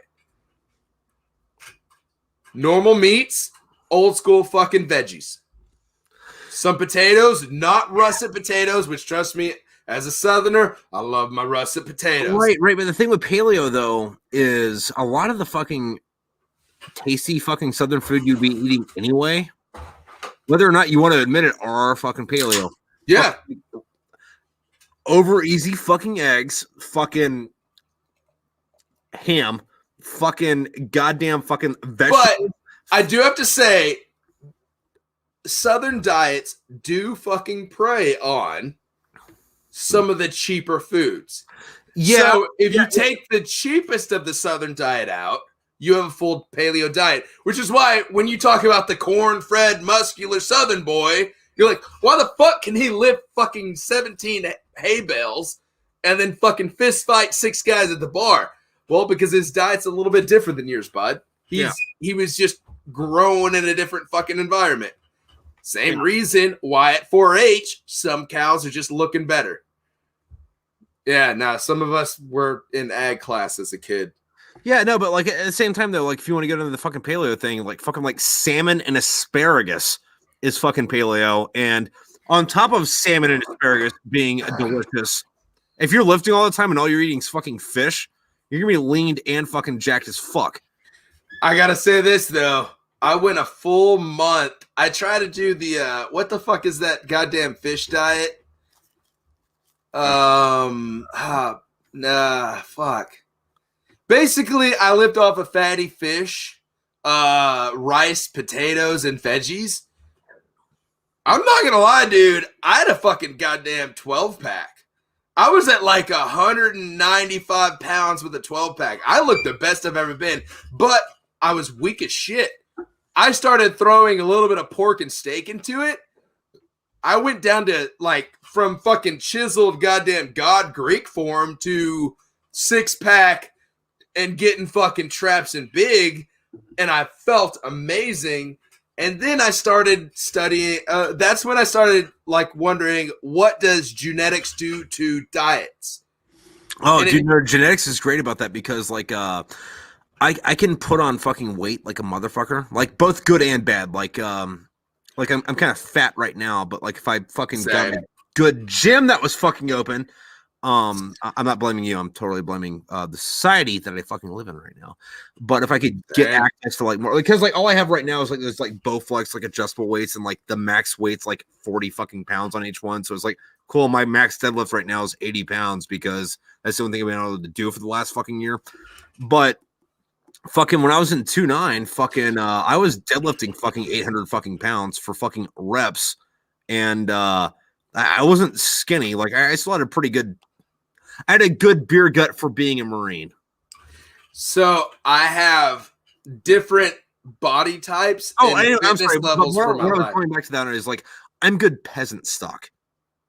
Like yoke and plowing a field, motherfucker. Like, don't look at me to be fucking your pretty fucking like model for fucking carving a statue up. But if you need that statue moved after you carved it, so I have depending on the diet and the place I was lifting weights at, I was aesthetically a god, which was literally lasting of 2 months because I'm from the South. I love my food. So 2 months of actually it was about 5 to 6 months. I looked like I was a fucking god, but my food sucked. And it was god awful. And fuck macros and fuck whoever created macros can eat my cock. And then I had bulky weight, which was, dude, the first time I deadlifted over 600 pounds, and I was a fucking unit. And I was like, by the way, I do want to stop this conversation just to say that, like, I don't give a flying fuck what your bench press is. What is your fucking deadlift? See, I had a lot of back surgeries. My deadlift is low. Well, no. I mean, like overall in the fucking community. Yeah. Like, I'm not, whatever. But like if you can like, if you can press fucking 2 plates, cool. If you can press 3, all right, sweet. But like, if you're picking up 4 fucking plates off the fucking ground, it's like, oh, okay, all right. What are you doing? My thing right now is because of where my body is, and I have to, dude, this was a big hit to the morale until now that I'm finally an adult enough to be okay. I understand stuff happens. I now bench press more than I can fucking deadlift, and I don't deadlift anymore because I have to understand that dude, I hate that I hate fucking saying it, dude. I'm hurt and I'm injured, man. And it sucks. Once upon a time, I was fucking a hoss. Dude, back surgeries, if you have 1, you'll have 20. Yeah. And before I'm done, I'll have more. And the shitty thing is I will never be deadlifting to, like, my deadlift and squat put me in the 1,000-pound club at one point. Yeah. And then my bench press just made me like, hey, I'm one of the big boys. And now I'm just not in it anymore, man. And it sucks. So to say, would you say that you're in the same club that I am in right now, to where I'm too fat to fit in my gym rat shirt anymore? Yes, but I hate it so much, but it's like, hey, I got this shirt for being awesome. I'm too fat to fit anymore. Here's my thing with it though, and this is where I put it. And I'm not knocking on you. I'm not knocking on anybody else. Oh, I'm knocking on me because like the only thing that like motivates me, like bullying, fucking works. All right, it does. It really bullying does. fucking works. And so I'm gonna bully you for a little. Let me bully you. One of the only reasons that I go and lift my fucking 40-pound fucking like dumbbells anymore is because I wake up and I'm like, oh god, you're fat. You need to fix that. And then like I lift my 40-pound dumbbells and it's like, this isn't helping. The gyms need to fucking open. I hate myself. I'm a fat bitch. Let me bully you for a little bit, boy. Let me get you in there. Hold on. Nah, dude, my grip is actually better than what it used to be, even with my torn tendons. Well, mine is on my right hand, but I'm married, so. So, what I have to say, though, when it comes to bullying is I have all the excuses. I 100% have every excuse. I have a fucked up shoulder. I've got a knee. I got an ankle. I've got ligament, tendon. I've got damage to the fucking dude. The fact, actually, which is really funny, because hopefully this month the VA, and I'm going through the DAV this time, will finally put me at the percentage that I need. I had a surgery in the Marine Corps that has fucked up my back for the rest of my life. They fucked up some nerves that caused my spine to be at what it is now. Yeah. I cannot, like, I was building race engines and I would be making a whole lot more money than I am now in retail if I was still building race engines. But here's my thing. All of that shit happens. I still go to the gym. If I can make it to the gym. Now, during fucking the holiday season, I was at my work at fucking goddamn 7 a.m. and I didn't leave till fucking past 8. I didn't have time for it. And I'm a single dad. So I don't have the chance to fucking stay in the gym. But now it's coming up on springtime. I'm out of my stuff. After this next surgery, my ass will be back in the gym. I might not be able to do the lifts. I might not be able to do half of the fucking lifts that I did when I was a fucking goddamn corporal. But dude, I'm gonna go in and I'm gonna hit the lifts. Dude, fucking corporal is beast mode. It was, dude. I was a unit in a corporal, man. Like, because like after you pick up sergeant, it's like, okay, so I'm gonna keep doing this, but at the same time, it's like, But here's my thing: is after these next 2 surgeries, which I'm just gonna have to brute through them again, as I've done the last few. These next 2 surgeries, I'm gonna fucking get them, and then I'm going to heal from them, and I'll be back in the gym. And the thing is, I have the excuses. I am that person. People go, "Oh, my knee hurts a little bit, dude." Then do chest.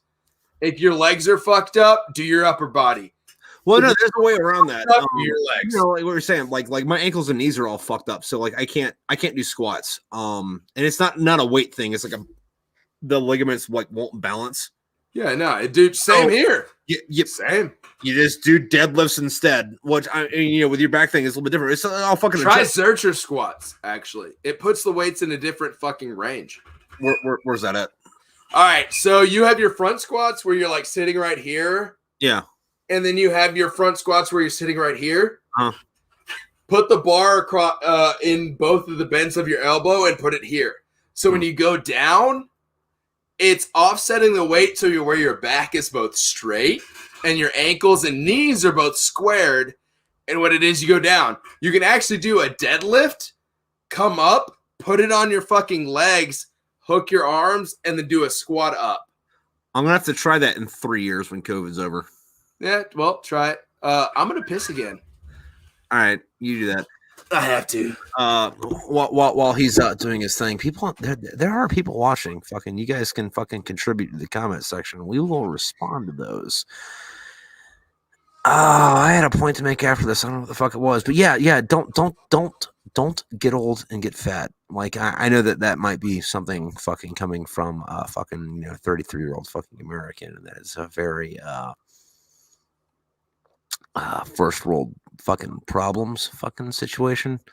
But if you are doing anything to fucking maintain your fucking physical health, don't stop, because it sucks getting back into. And then when the fucking gyms close for some dumb shit like, I don't know, COVID, all the shit in your house is not gonna fucking you know, make up for what you could be doing in an actual fucking facility.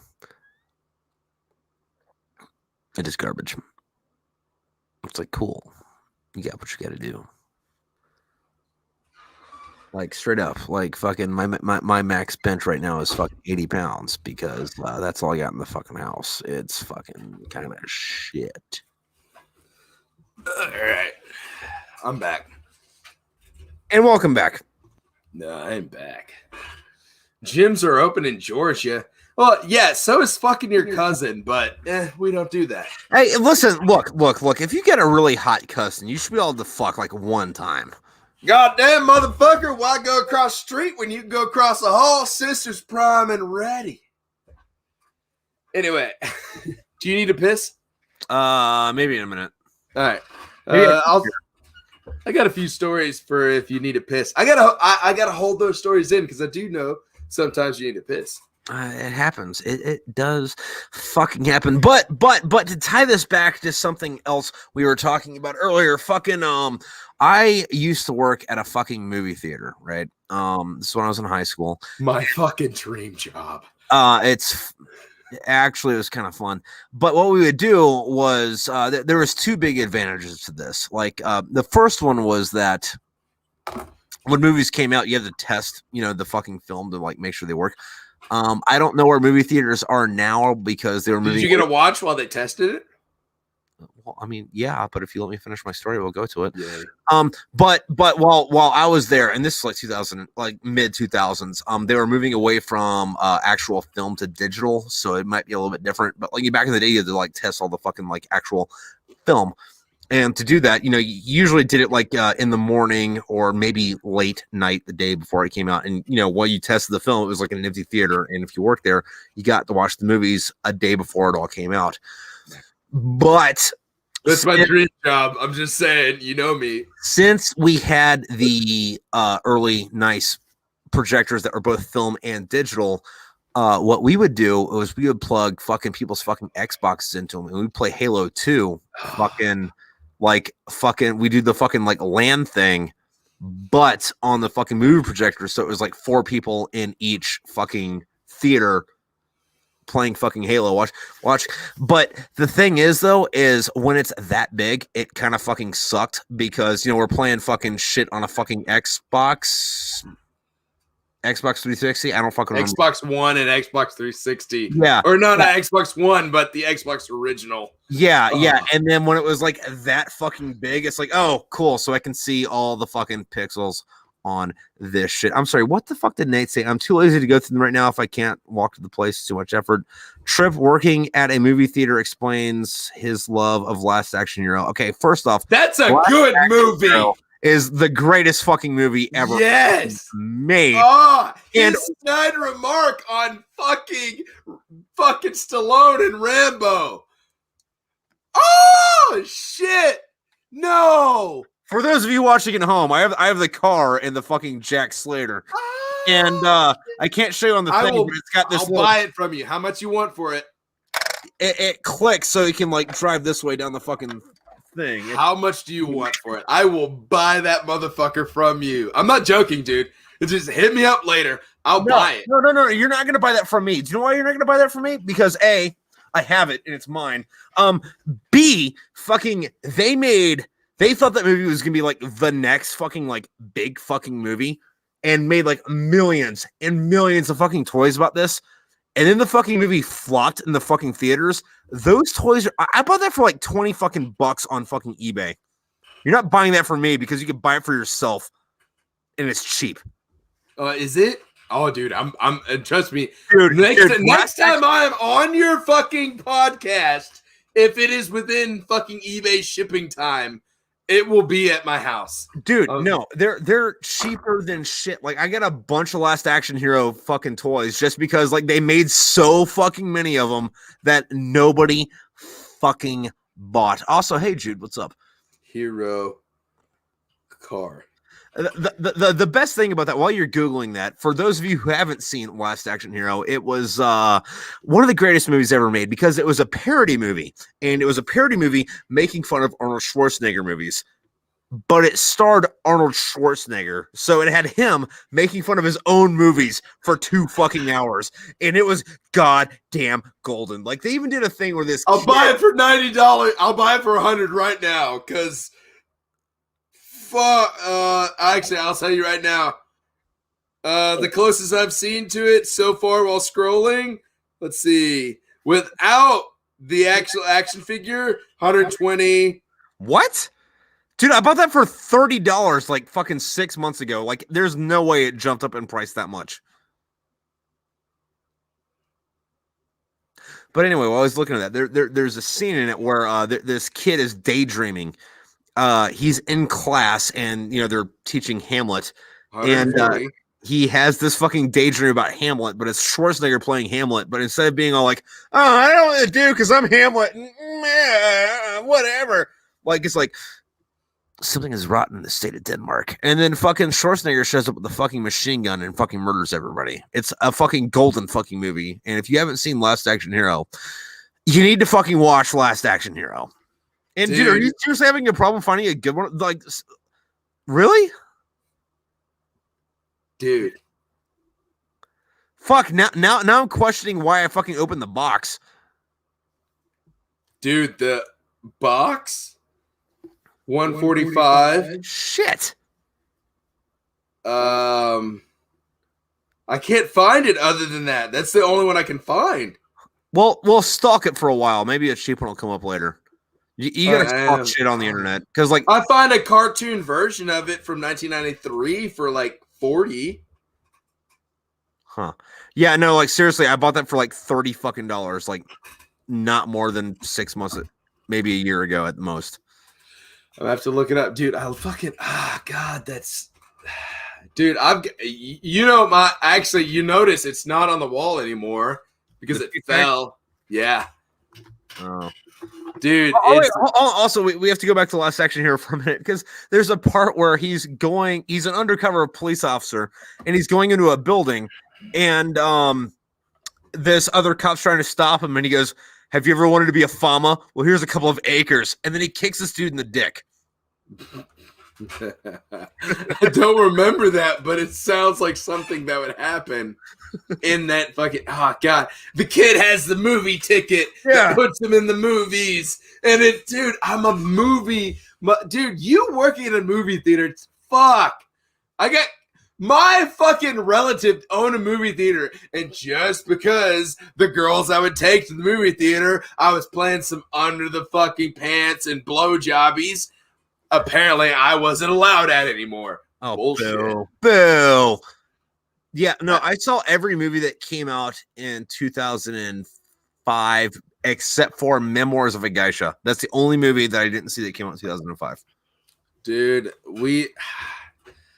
this is honestly I'm the type of person, and I love movies. Dude, I got Evil Dead covering most of my fucking arm. And I'm a big Sam Raimi film. By the way, Evil Dead, new video game coming out this year. Dude, I didn't hear about that. What is up with that? Yes. Hordes at the fucking goddamn cabin. You have Ash, the chick. You got the fucking knight from the TV. It's a mixture of the TV series and the fucking original movie. You're fighting hordes of deadites. I'm not going to lie. If it winds up crossplay, actually, if it doesn't, I've got a PlayStation. Here's the reason why I asked about your PlayStation. I keep forgetting. I'm going to buy you PlayStation Plus for at least a month just because I get a discount, man. I might as well. Well, here's my rebuttal to that. Groovy. Oh, hold the fuck on. God damn it. I hate doing this. I'm fat now. Dude, getting fat sucks. For people listening at home, don't get fat. It's terrible. Oh. Groovy. Oh, groovy.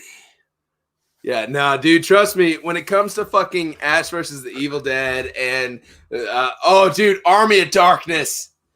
Oh, God. I'm a big dude. Sam Raimi, dude. We wouldn't have Spider-Man, and we definitely wouldn't have Tim Burton the way we do now if it wasn't for Sam Raimi. Hold on, real quick. Did you know that Tim Burton was the lead singer of Oingo Boingo?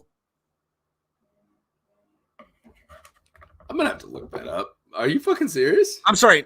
No, I take that back. Danny Elfman.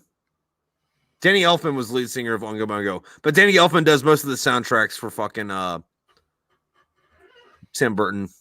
Like the guy that made the Nightmare Before Christmas was the same guy that I love little girls. They make me feel so fine. It's like that guy. All right, now Tim Burton was the lead saxophonist in Mighty Mighty Boss Tones. I was about to say, trust me, I'm a dude. I'm a Tim Burton fan, but I'm also still to this day, I will always be a goddamn Sam Raimi fan. He made Spider-Man 1, 2, and 3. He made so many other movies. Also, underrated fucking that Wizard of Oz fucking prequel. Like, I like that. Yeah, I mean, there's some things I don't like, but yeah, go for it. Hey, you do you. All right, here's my thing with Wizard of Oz. All of it's fucked. No American's going to wind up in a different country and just go, oh, you have magic and resources?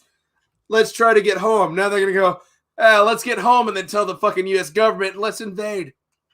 I will fucking counter that with you forget that Dorothy Gale was from Texas, and Texas is the fucking West Virginia of the fucking plains. Oh, I'm here now? That makes sense. Who am I? There's a bunch of midgets here. All right, let me click my heels and everything's smaller in Texas. Of course, you're short as shit. What are those monkeys? We got those too. We don't like them in our state. Another racism due to the U.S. of A. Now, I do have to say, when it comes to movies, you working in a movie theater, dude, I love movie theaters. You working at LAN parties brings me to something right now. Like, obviously, no one here the fuck is sponsored by Vizio. Are you? I'm not sponsored by fucking nobody. Dude, I wish I could be sponsored by somebody. I don't have the fucking following to be fucking sponsored. What I'm looking at right now. Which, by the way, hold on real quick. Which, by the way, I make way too much fucking content to not be sponsored by fucking anybody, and it's a fucking war crime that I'm not. What's your following on TikTok right now? Say what? What you following on TikTok? Either 35 or 37. I don't fucking know. Small creator. 100,000, you will start getting sponsored for every single video you do. Yeah, we'll see. I see you hitting 100,000 really quick. Dude, you went from nobody on TikTok to somebody, and then you went from somebody to grabbing thousands of people every day. Yeah. I think you'll hit it. I honestly, I'm going to predict this. Before, we'll go with 420. I bet you'll be at 80,000. Yeah, April 20th, 400,000. Yeah, easy. Okay, how about this? You're going to beat me to 50. Easy. Either way, you're beating me to 50. I'm going to owe you 2 bottles of Jameson, and I will actually, you know what? I'll say this. As the argument goes, I'm going to have to bring you 2 bottles of Jameson. I'm winding up in Pennsylvania soon. No, what I was going to say was, if you're right, and I get that fucking stupid ass sponsorship that everyone else gets, not Hair Club for Men, but like Manscaping. No. I bet you get a Bang Energy sponsorship soon. Now, if it's Bang Energy, I'll drink that shit every day. But you know what? How about this? Unicorn. How about this? If I get one from Manscaping, I will start an OnlyFans where all I do is shave my fucking balls on OnlyFans. Like frontal, like here's my dick, here's my balls, here's them with their fucking razor shaving my balls. Thank you for coming to my TED Talk. This is my dick. Did you not see my fucking goddamn OnlyFans joking video on TikTok back in the day? This has been like 4 months ago. Were you on TikTok? Yeah, well, I didn't get on TikTok till like right before Christmas, so no. Oh, the gay community wants Eric on fucking OnlyFans, and I'm not gonna lie. Well, get on OnlyFans, dude. You show them your dick, make a few bucks. Fuck it. I was joking about being in only Daisy Dukes and people wanted to see it. Now I'm like, am I that pretty? I feel that pretty now. But no, what the fuck were we talking about before OnlyFans? Man, fuck, I don't know. No, I do have to say, when it comes to it was screens. Right now, what I'm looking at, and this is my love of screens, because obviously I love video games. I game. I love gaming. I found out that size of a screen and how the screen is made also affects how you game. I have a fucking 17.5 curved monitor. And I do have to say, I have also to my left is my flat monitor that I used to use. Because this is what I throw Discord up and my fucking all of my other stuff up. This is what I put up for if I'm doing anything else. I do have to say is someone earlier mentioned LAN parties with 17-inch TVs and split screens. Yeah, that sucked. Everyone knows it. But I do have to say, if you have over a 22-inch screen in your gaming, it fucks with how you see. Because your eyes, they don't look here. They have to look over there. Yeah. And your eyes don't look here. They have to look over there. You have a longer travel, which you understand how the Oculus works. Yeah. Is basically if you look from 1 inch to 5 inch, you only see 3 inches of fucking data.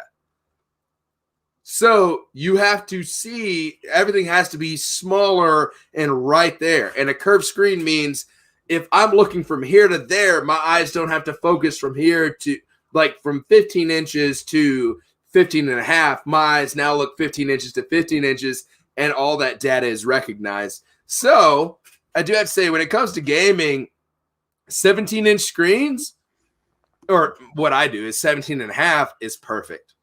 I also need glasses, and I never wear them, ever, unless I'm wearing fucking amber lenses. Yeah. That's because it actually helps me, because colorblind people wear amber lenses. Hey, if it's anybody that's colorblind that watches Tripp stuff, wear your fucking amber lenses. It will help you, and this is coming from someone that sees shit in real life. Amber lenses have helped me every single day of my life.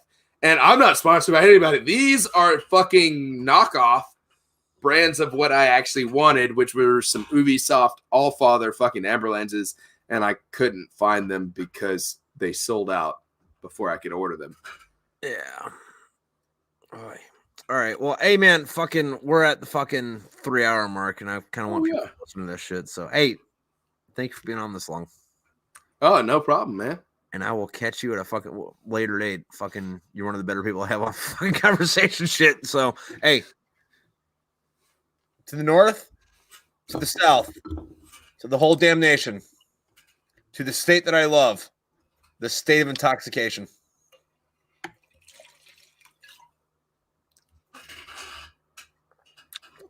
All right, everybody, go follow the fucking Pickle Bro on fucking TikTok. Or don't. Or don't fucking whatever. Nobody's watching this shit. All right. Go around.